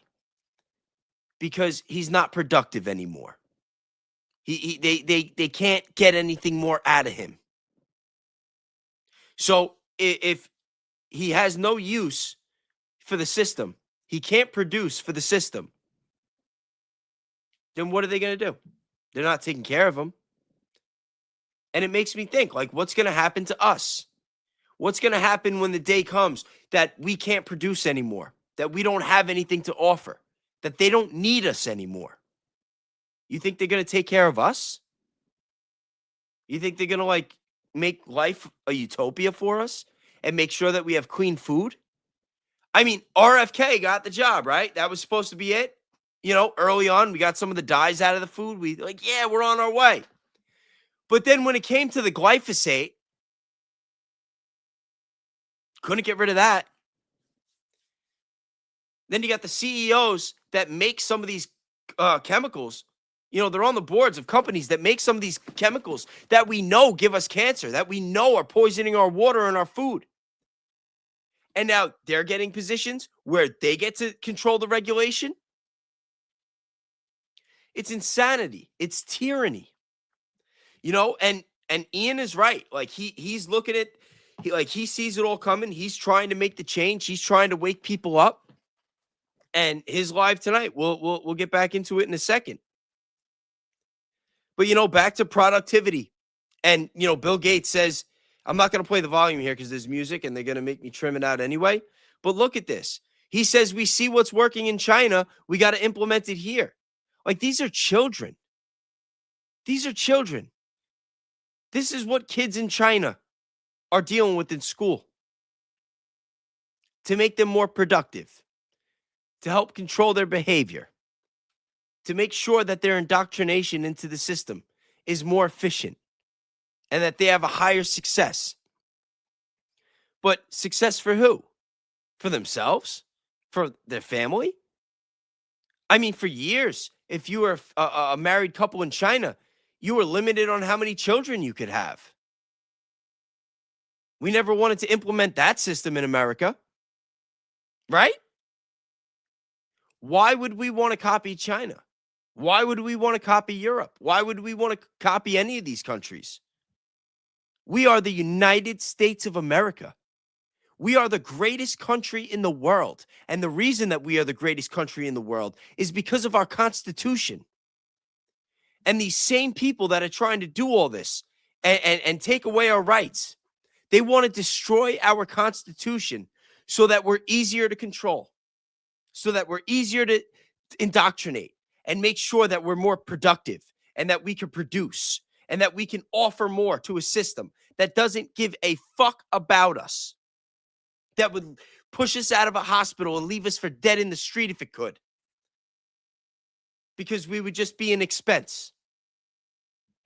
And this is why, I'm doing what I'm doing. This is why I want to have this platform. And, I know I'm not the best at this yet. Up until a couple months ago, I was completely petrified of a camera. I wasn't trying to get on camera and talk and put myself out there. Like, it was terrifying to me. I've always been a personable person and good with speaking and people. And I was like one of those people that's easy to talk to and, people would connect with. But the idea of putting myself out there publicly. And then when I started, forget about it. A lot of the people that I grew up with, friends, even family, everybody thought I was nuts. They're like, what the hell are you doing? Get a job. Get a job. That's what they're telling me. Get a job. It's like, get a job doing what? Get a job doing what? What job am I going to have right now where I'm going to be able to support 4 kids, take care of my family, and be able to spend time with them? Because make no mistake, all right, money's great. Having a great job, making a lot of money, that is great. But nothing is more valuable than your time. And nothing is more valuable than your time with your family. And I had times where I was doing well and I was making a good living. And I had to bust my ass. And when I was home that 1 or 2 days a week, I was exhausted. And I was miserable.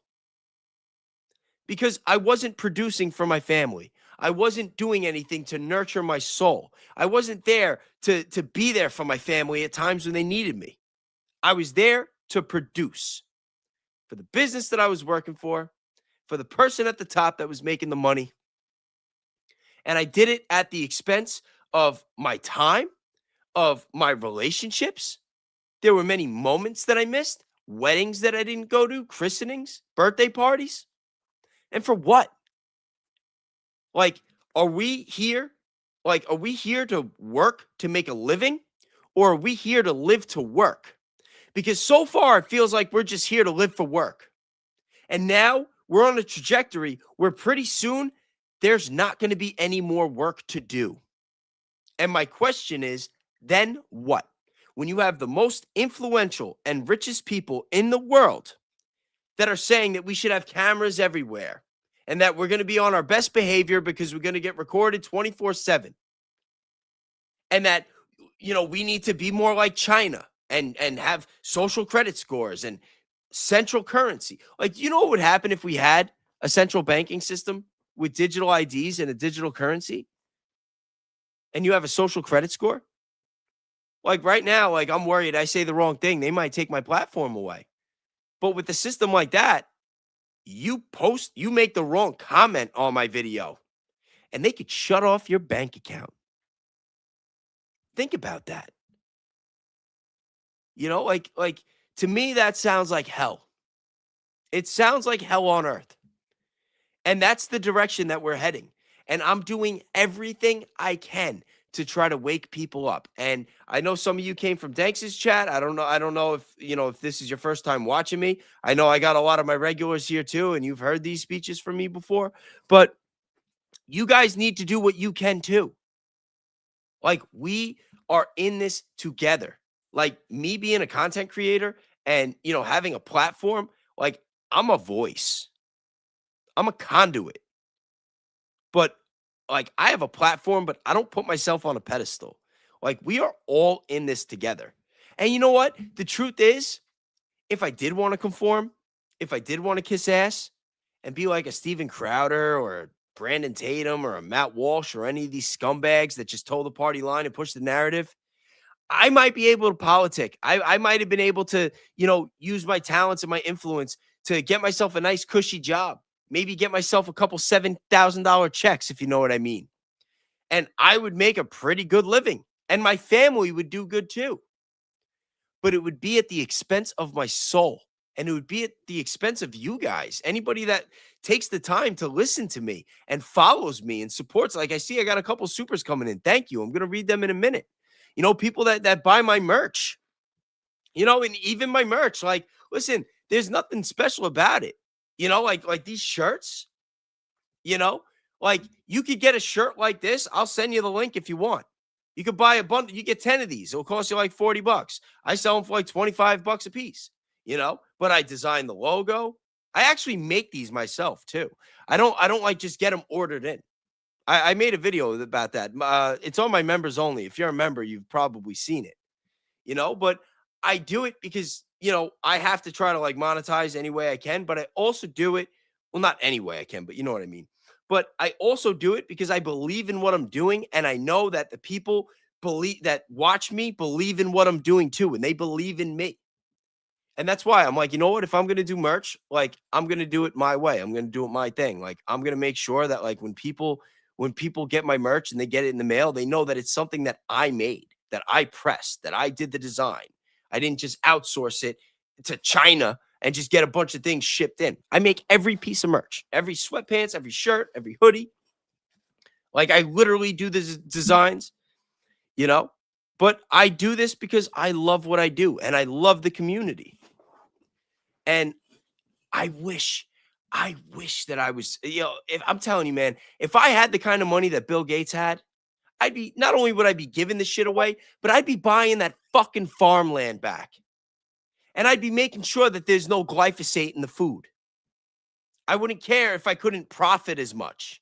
Like I wouldn't be allowing the people that bought food that I grew and was distributing to be poisoned. Like they're literally selling us food that we need to eat to live, knowing that it has chemicals in it that are probably going to give us cancer and kill us. Like, think about that. And that's why, and that's one of the many reasons why I'm such a supporter of Ian Carroll. And, like, I fucking love that guy. Like, there are very few people in this field, very few content creators that I genuinely believe in, and like he's one of them. The Buyer app is great. Great. You get the Buyer app, you go in the grocery store and you can find out you could find out if a guy like Bill Gates owns the company for the food that you're buying. And you could decide that you're not going to spend your money to buy it. Web. The government can do whatever they want and, have all these redactions in the files and whatnot and try to lie to us and give us misinformation. But you could use a software like Web and you can at least have a chance of learning the truth. And you could definitely catch these scumbags in a lot of the lies. And if you get enough people that have the same mission and the same goals and the same drive to really make the world a better place, not for the corporations, not for the governments, not for these elected officials, not for the Larry Ellisons and the Bill Gates of the world, but for us, for the people, then we can make the change. And man, that's all I want to do right now is just find a way to make the change. I'm going to read some of these supers that you guys just sent me that you were generous enough to send me that I'm grateful for. And then we'll go back and we'll watch some more of Ian. Let me see. Where did I leave off? Mesh, my favorite combo. Love you, Bays. You guys rock. Thank you very much. Jackie, Beck is a POS propagandist. Well, I can't disagree with you there. I recognize your accent. I'm on Long Island too. Yes, I am. And yeah, if you're from, I guess if you're from here, you wouldn't, maybe the accent wouldn't stand out. A lot of people actually think I'm from Boston though, which I find pretty funny. Now we got Fuzzy Balls. Edgar Casey predicted in 1946 that Russia would be the final bastion for Christians. Russia will never go along with this. Our sanctions forcing de-dollarization did Russia a massive favor. Yeah, it's crazy. And to think, you grow up in America, you believe that they are our greatest enemy. And I feel like the enemy is within. Mesh, I'm a vegetarian for over 20 years, not my kids or husband. I don't agree with the farm buy-up, and I despise Bill Gates. I'm from Washington. What is Bill doing in politics? I had higher hopes for RFK Jr. I had higher hopes for RFK Jr. too, but unfortunately, when it comes to these politicians, they need more numbers. They need more people. Like, you just look at Thomas Massey. Like, that guy is literally fighting for our lives, and they are all trying to push him out for it. And that's why it's so important that everybody starts speaking up. Everybody starts getting involved in these politics on some level, or just sharing information.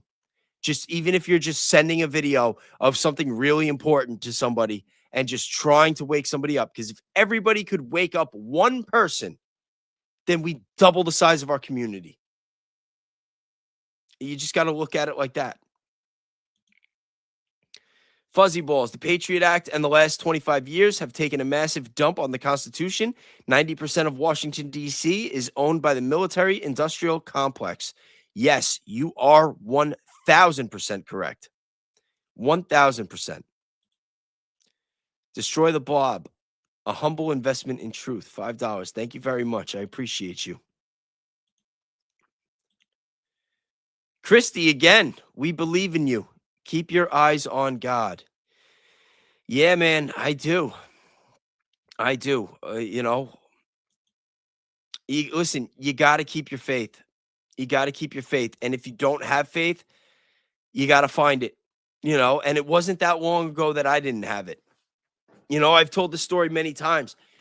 I found my faith while I was going down the Epstein rabbit hole, and somebody told me once too, I saw it online, that, if you go down rabbit holes and you haven't found Jesus, you haven't dug deep enough. And I agree with that 100%.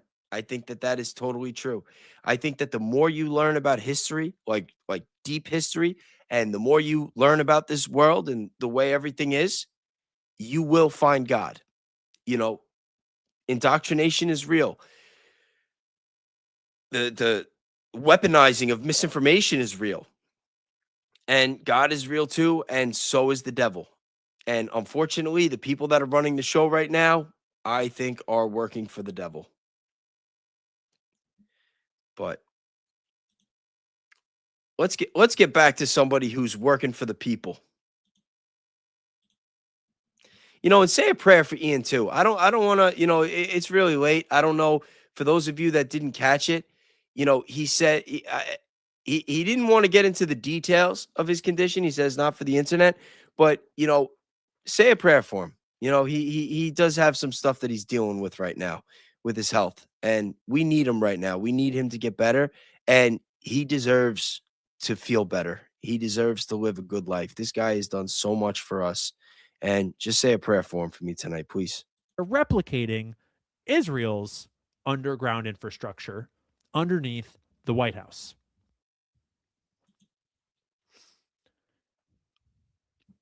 Let's just say we don't know,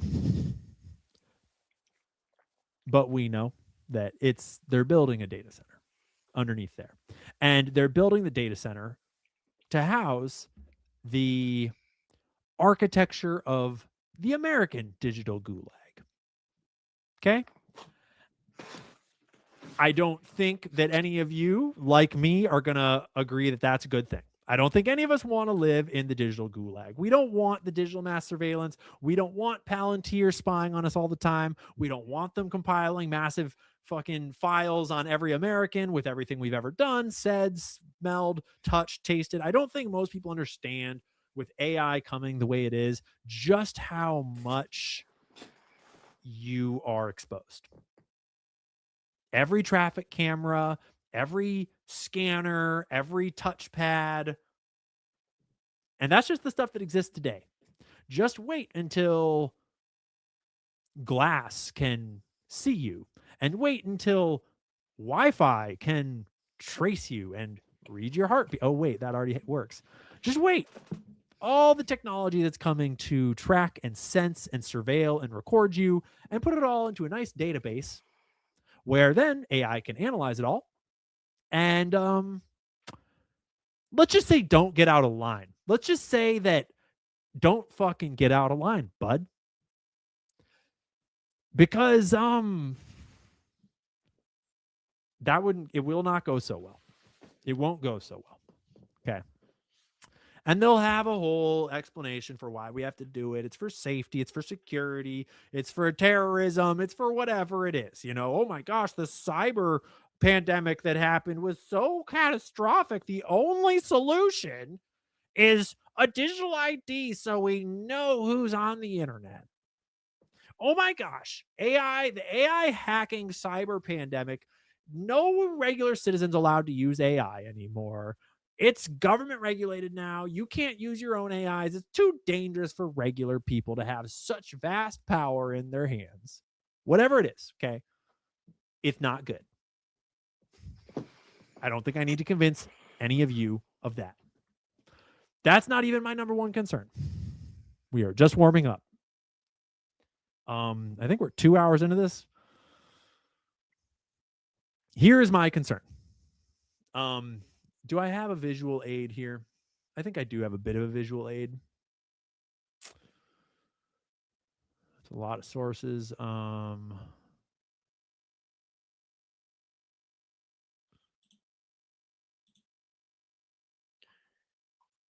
Real quick, I just want to say thank you, Mesh. Gifted 5 memberships.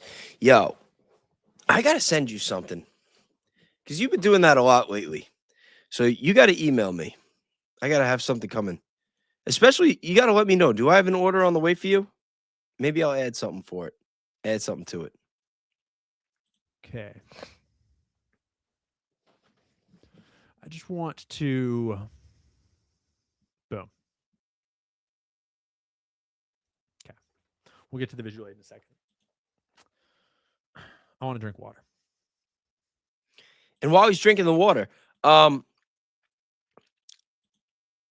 since I got a lot of my members in here anyway, what do you guys think? Should I do my members only on my next members only on Sunday?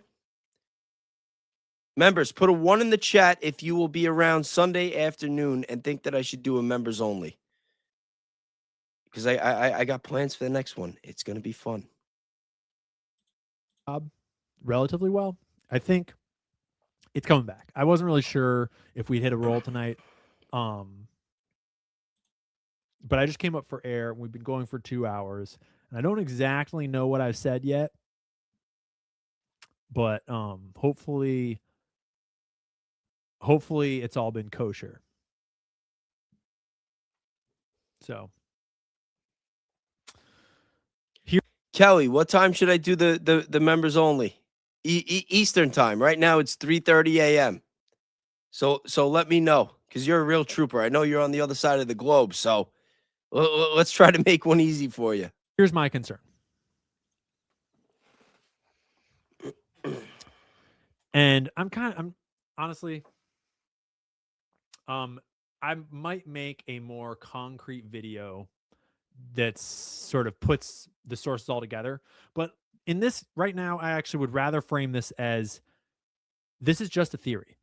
This is just a concern. This is not me. I am not claiming that this is happening or has happened. I don't have proof of this. That's not the point.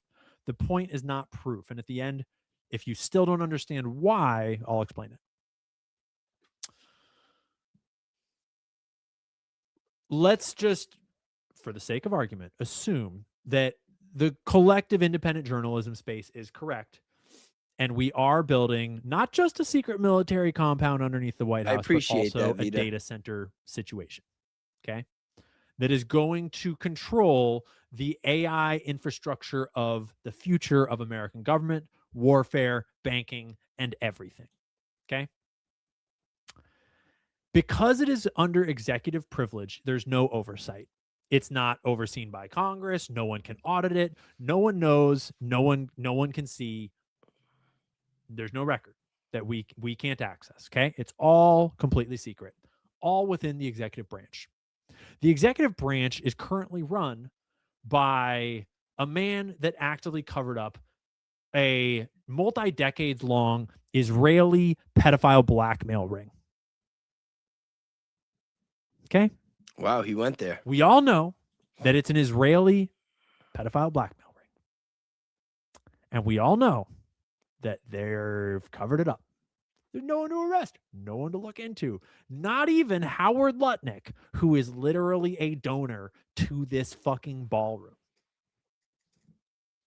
Not a handler to Trump at all, just a donor to the ballroom. Oh yeah, and neighbors and good buds with old Jeff. Although he lied about it. But we'll get more into the Epstein stuff another day. Okay, just reminding us. The executive officer in right now, the chief executive of the United States, is the man covering up that whole situation. He's the man that burned his own legacy to the ground to go start Israel's war for them. He's the man that let the entire U.S. military base presence in the Middle East get bombed to oblivion, probably never to be returned, just so that Israel could have this war. Destroying the entire global economy over throwing this war for Israel. Also, his daughter is married to a literal demon, Jared Kushner. That is the man in charge of the executive branch. And so that is the man that oversees all of the oversight over this project right now. And no one else can double check it. The idea probably came from the psycho-Zionist tech military bros in his orbit. Like Larry Ellison, for example. Like Palantir, for example. Like maybe from Bibi himself. I don't know. We know that they're building something, but we don't know the subcontractors list. All private, all classified. We don't know the specs of what's being built. All classified. We don't know what's getting put in. All classified. Okay? And you're never going to know. And no one's ever going to know. Congress isn't going to know. No one's going to know. But they're going to build it. And once they build it, it's concrete and wire and fiber, and it's done. Okay? And it's not that hard to imagine a world where they openly and intentionally interlink it with Israel. That would actually be quite a logical thing to do. Oracle's already got one in Israel. And we're the greatest allies ever. And obviously we need great communication with our greatest ally. And so it is entirely conceivable that they would actually openly, willingly, and knowingly bake a direct line to Israel into the infrastructure that they are building. And we would never know.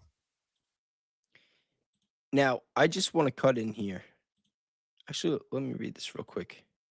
Fuzzy Balls again, $10. Thank you very much for your generosity today. Jimmy Carter's presidency was our longest period with no war in the history of the United States, almost 250 years. We get lied to and propagandized, but now we see that we are controlled by war pigs. And now, people, you know, a lot of people get really upset when I bring up this point.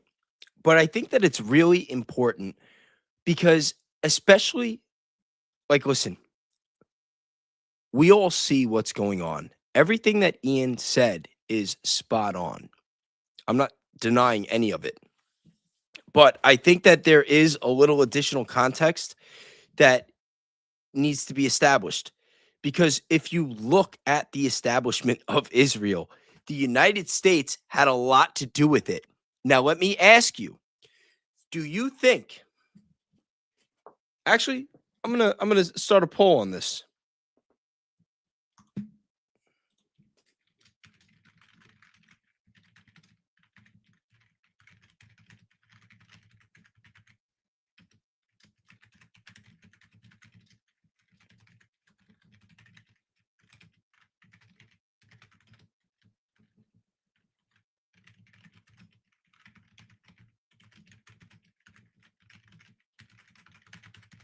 And I want you guys to really think about this. Don't just click yes or no right away. I really take a second to think about this because I don't know the answer.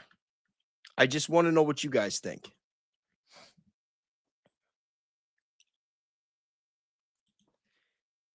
Now, we've seen how little the American government, how little regard, I should say, the American government has for its own people. Do you really believe that the United States helped with the establishment of Israel for the Jewish people? Or do you think that it was self-serving and it was strategic for global dominance? Was it part of some kind of plan? Think about it. Actually, I should have done the answers better. Say yes if it was for the people. Say no if it was for global dominance.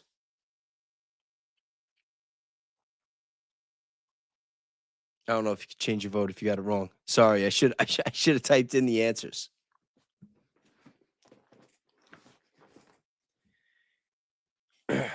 Yeah, the British did help. The Balfour Declaration was in 1917. You know, a lot of people say that Israel was only established because of what happened during World War II. But the truth is, it was planned out decades before. The Rothschilds started financing the immigration and buying up the land in like the mid to late 1800s. This was always part of the plan. So I don't think it, and again, I know like maybe this is going to be like when I was saying that I don't think that cops should have cameras in the bathrooms. And don't get mad at me for saying this. If you disagree, it's totally fine to disagree. But in my opinion, I don't even think that it's fair to give all the blame to Israel for all this. I don't. I think that it lets the scumbags that run our country and have been running our country for generations off way too easy. Because if you look at the Bushes, for instance, they go back generations. The Bushes were in power long before there was an Israel. The Bushes had ties with the Rockefellers, who were rivals with the Rothschilds in the early 1900s.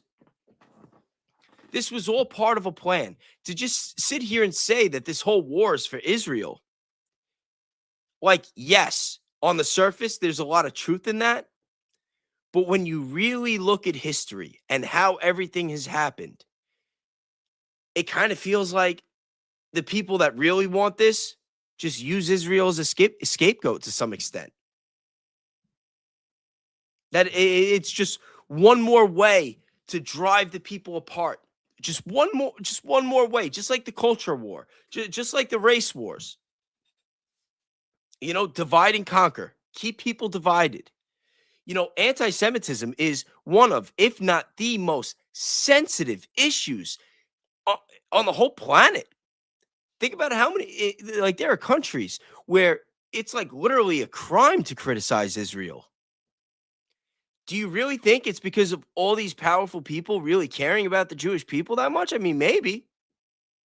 Or is it just easy? Is it just an easy excuse to implement the hate speech laws? To control the way we speak, control the way we communicate, control who we criticize. You know, you just put a group of people in a bubble where you can never criticize them. You can't touch it. Can't touch that topic. If you do, you're hateful. You're anti-Semitic. You could be labeled a terrorist. And then it just so happens that people connected to that group are the ones doing all the worst shit in the world? And that little country and those people just happen to get the dirt on everybody else? The same people that helped them establish that country in the first place? I mean, maybe. But now, to help make my case, and I've made this case before, I'm going to go to somebody that you probably wouldn't ever guess, especially if you're familiar with my content, because I think this guy's a complete scumbag. But I think that this clip right here is really going to make my point. This is not a complaint. I signed up for this, but we walked into a mess. You had like level A problems, which were like, you had to fix this right away or something's going to go boom. Then you had level B and level C. D, E, and F got handled by someone else and you know, people out in the field and up into the DAD level. If it made it to your desk, it was like an A, B, or C problem, and C is a pretty big deal. But the problem is, as you're dealing with those problems every day in the FBI, there were two FBIs trying to help you solve the A, B, and C problems, and that's FBI 1 and FBI 2. Like, there's two FBI? Yes, there were two FBIs. There was the FBI of like, bust your ass, you know, VCAC agents, violent crimes against children, white collar agents, violent crime fugitive task force. And some of these guys, I was just honored to be in the room. They were like, we have this TFO's task force officer down in Miami. This guy, his first name is Joe, I won't say his last name. This guy's been on the job 38 years. You know how many violent criminals are off the street because of this guy and the agents he works with? I mean, he's a TFO, but the agents were like that too. And then you had this other FBI, which was populated with, to say, unfortunately, snakes as being nice. And here's a problem, Sean. It wasn't always obvious which FBI they were in. So you're trying to solve like a level A problem which has like no solution. There's a shitty solution and a shittier one.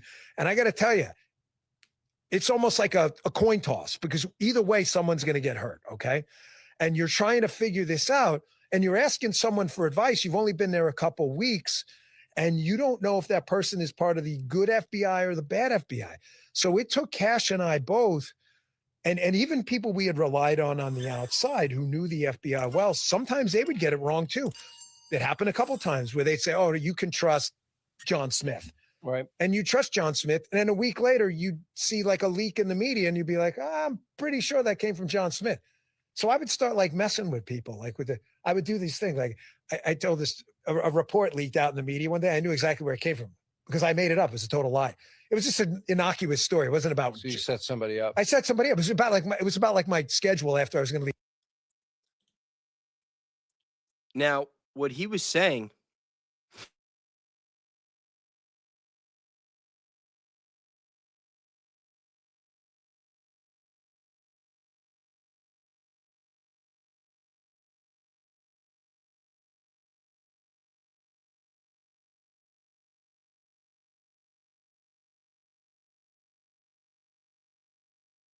Sorry. Yeah. Yo, I should probably start doing that on purpose sometimes because it's great for interactions. I always get a spike. Everyone's mute. It actually helps my reach, believe it or not. But it's always an accident.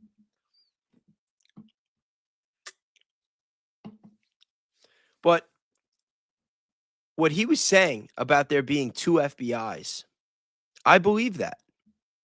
I don't think he was on the good side. But I don't necessarily think that the other side was that good either.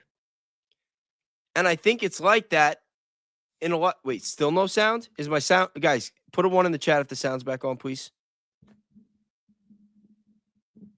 Now I don't know if I'm being messed with or not. Do I have sound? Every now and then, my thing just gets messed with. All right, I got sound. All right, we're good. Thank you. Sorry about that.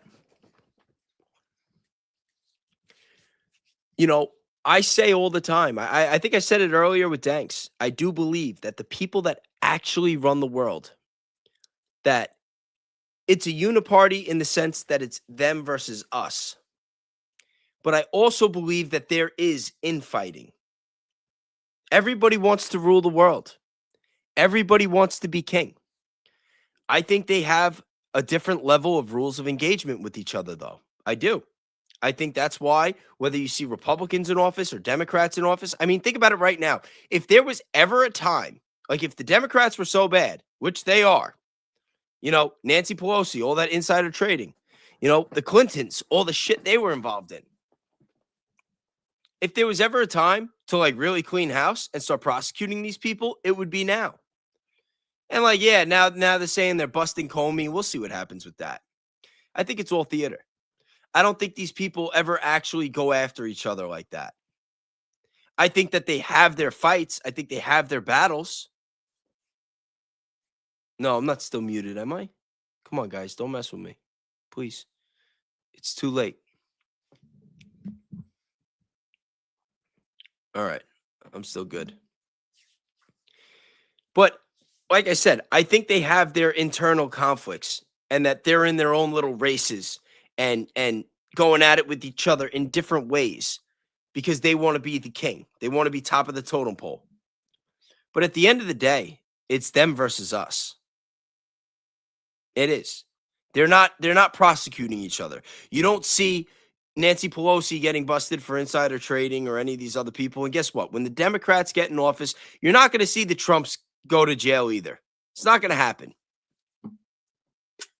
I think that whole case, when they said that Trump was prosecuted or whatever, that they would charge him with 38 felonies, I think that was all theater. I think it was all bullshit.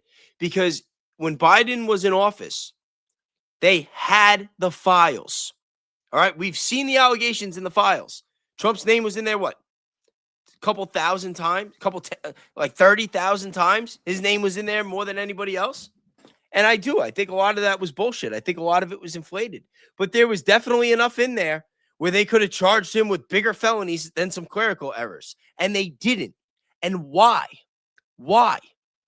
When they went to that White House Correspondents' Dinner, Erika Kirk said it. Everyone's getting along. They're all drinking champagne. Republicans, Democrats. You get the NBC crowd, ABC, hanging out with the Fox News people. They're all mingling, having a good time. Divide and conquer. It's all a theater. It's all bullshit just to manipulate us. They give us people to be mad at, people to blame. You know, if you're in the if you know the majority of the suburban white demographic, you know, they get told that their tax dollars are going to, you know, the black people and the minorities on welfare. And that's why they voted for Trump, because the Democrats were letting all the illegal immigrants in. You know, but they were too foolish to realize that that was coordinated. It was. I totally believe it. I think that they coordinated it to let the immigrants in, to cause more discourse between the civilians on the left and the right, and to implement ICE. ICE is not here for the immigrants. They're here for us. They let the immigrants in to justify ICE. That is my theory. I've been saying that for months. When I first started saying it, everybody thought I was crazy. They thought I was nuts. When those ICE shootings happened with Renee Good and Alex Preddy, I was making content about it. I was going live. I was trying to be objective. I was kind of flip-flopping because I was trying to figure out who was in the right, who was on the wrong, based on the law, because I don't think either of them should have been shot. Now, from the legal standpoint, that's a different story because of the way that they're trained and because of the laws, not because of the morality of it.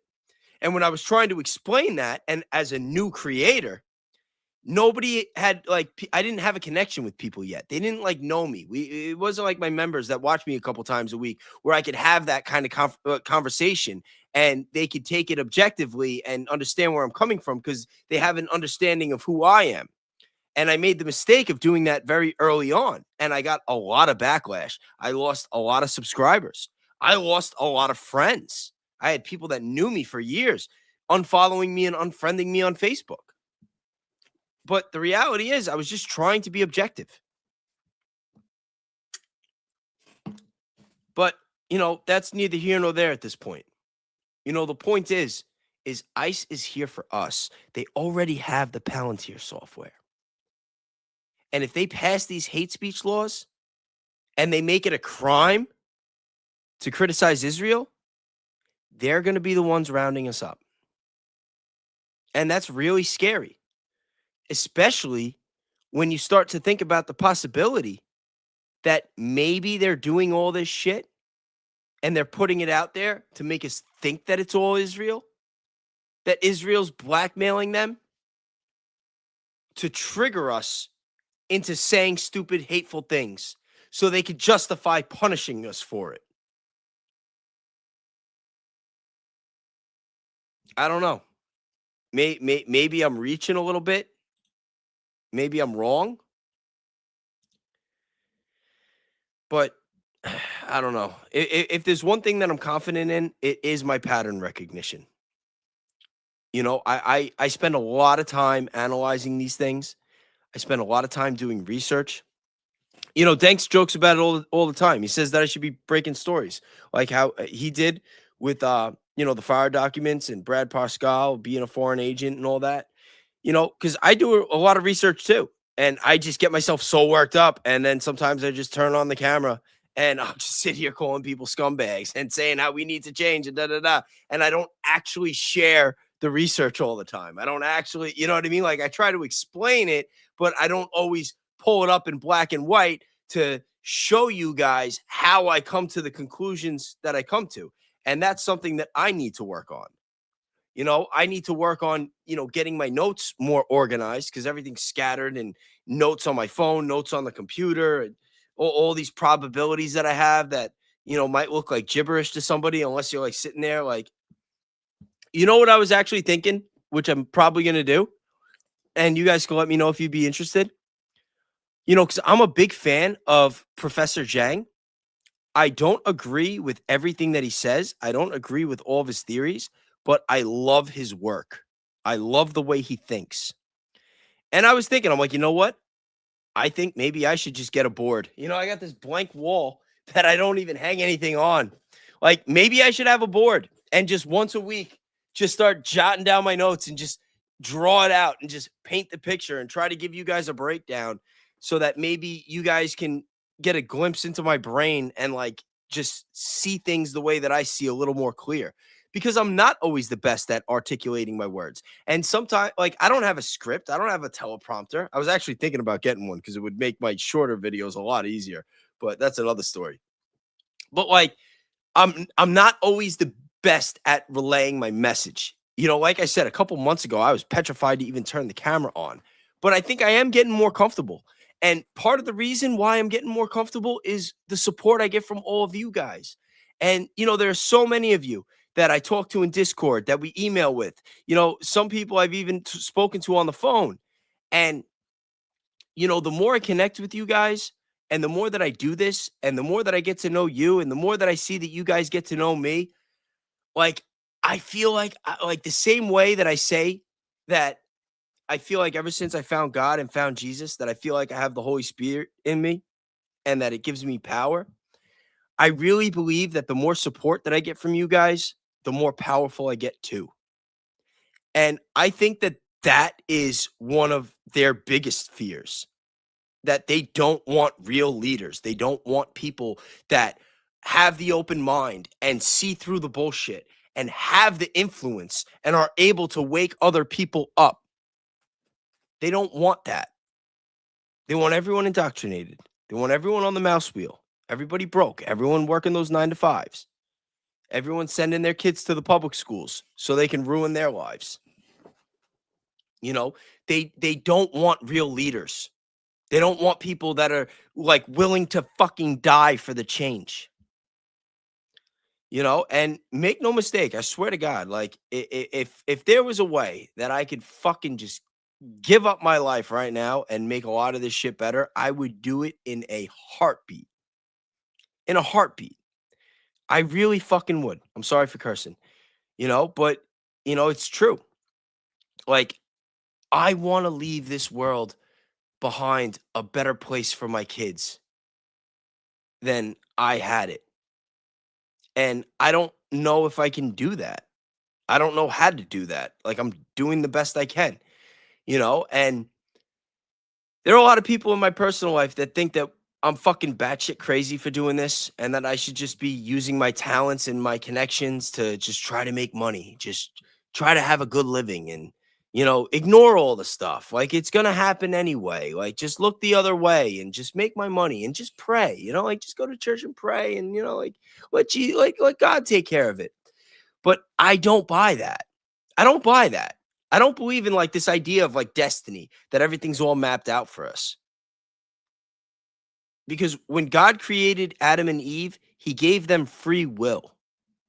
Because God wants our love. And our love is only genuine if we choose, if we make choices.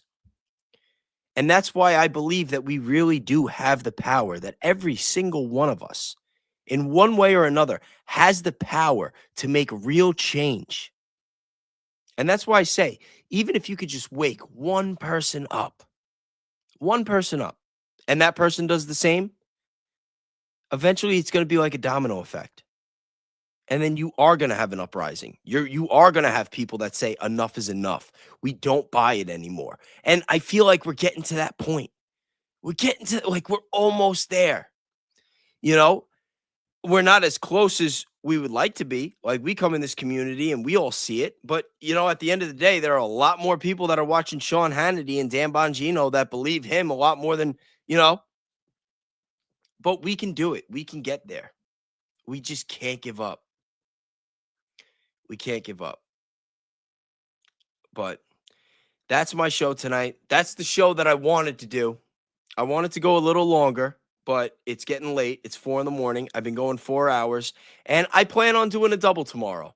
Last Saturday, I did a random like Saturday afternoon fun stream where I like covered different stuff, and I thought it went really good.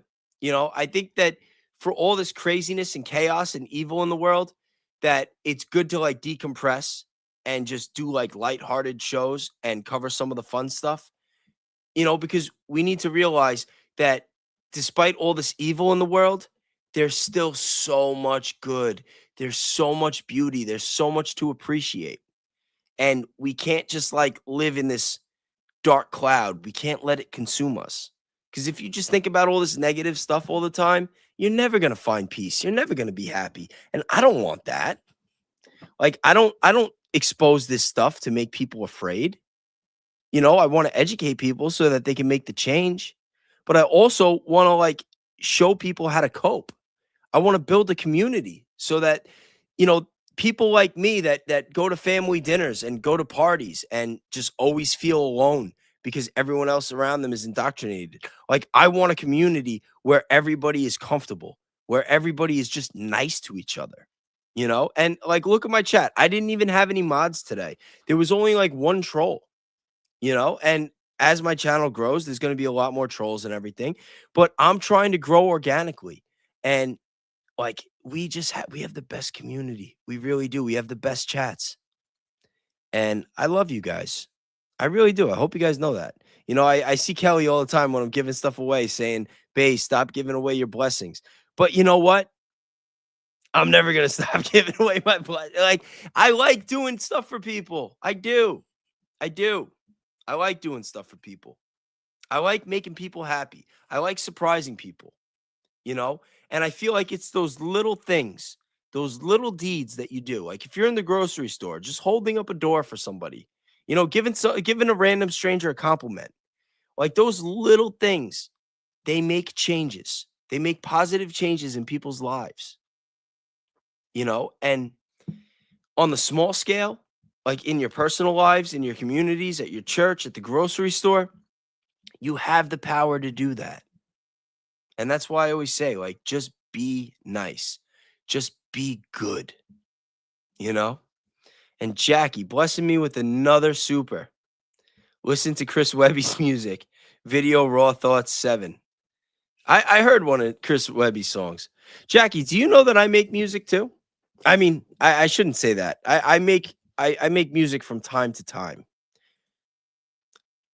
I was actually thinking about starting to rap again, like putting out a couple songs. Nothing crazy, nothing I'm trying to monetize. Just like some real shit, Like, I love what Danks does, like all those AI songs. They're really cool and everything. But like me, like I grew up writing songs and writing poetry and everything. And I don't know. I feel like, when it comes to music, like I'll sit here and make AI images all day and make graphics and thumbnails and whatnot. But like when it comes to music, like I want to like listen to real shit. I want to feel it, like it's just different.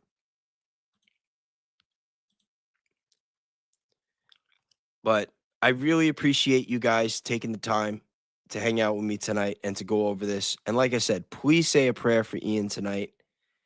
And I'm going to be back tomorrow. I got some stuff I got to do in the morning. But at some point in the afternoon, I'm going to aim for like 3 o'clock. I'm going to do a live, probably like 2 hours. And then at 10 o'clock, I'm going to be live again with Danks. And I think Ali Top Files and Chris are going to be on. And that should be a really good show. We're going to cover a lot. Jackie, again, thank you. Baes, that song is on topic for tonight. I'll check it out. I will. All right, guys. Thank you for everything. And remember, if you do want to support the channel and get some merch, the other shipments are going out Monday. I'm sorry for the delay, although I did tell everybody, because I am a one-man army. Like, I'm not Amazon. If you order from my store, like, don't expect it in 3 days. Please, give me 2 weeks. From the time you send the money to the time you get it at your door, I'm aiming for 2 weeks. It's just the way it is right now. Like I said, I'm doing everything myself. I'm working on different designs all the time. This one's not even in the store yet. I'm like working on different color variations, different sizes. This logo is a little bigger. If anybody has any ideas or any preferences, like I said, I'm doing everything custom. So if you want something custom, if you want something specific that you don't see in the shop, email me, realbayesteam.com, and I'll take it into consideration. And if you're one of my members, I'll make it happen. And I also, I'm working on some Light Squad merch.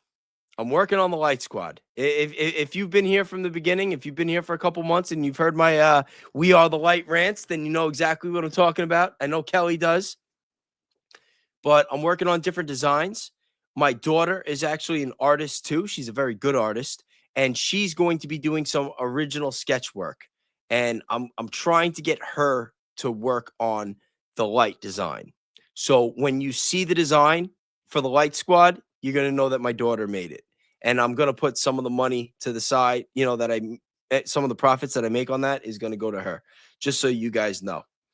But yeah, again, shipments are going out. I was actually pressing them tonight while I was listening to Ian, you know, like making all the rest of the merch because I didn't have enough of the graphics to transfer over. But I got them all. Everything's made. I just got to ship it up, print the labels, and I don't think I'm gonna be able to drop it off tomorrow. So I'm gonna drop it off Monday so everybody will get it, you know, hopefully by the end of the week.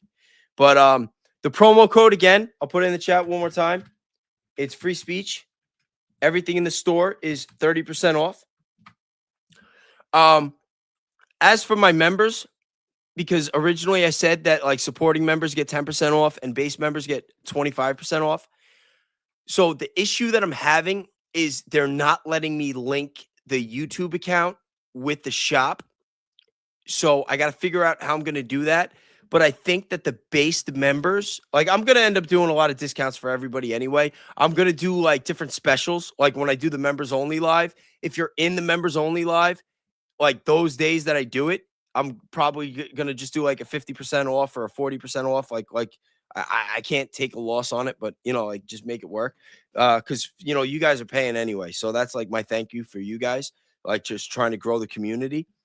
But you know, I am going to do a lot of giveaways. I'm doing the best that I can. And I just hope you guys know that. And I really appreciate you guys. And, you know, hopefully things keep growing and we can change the world.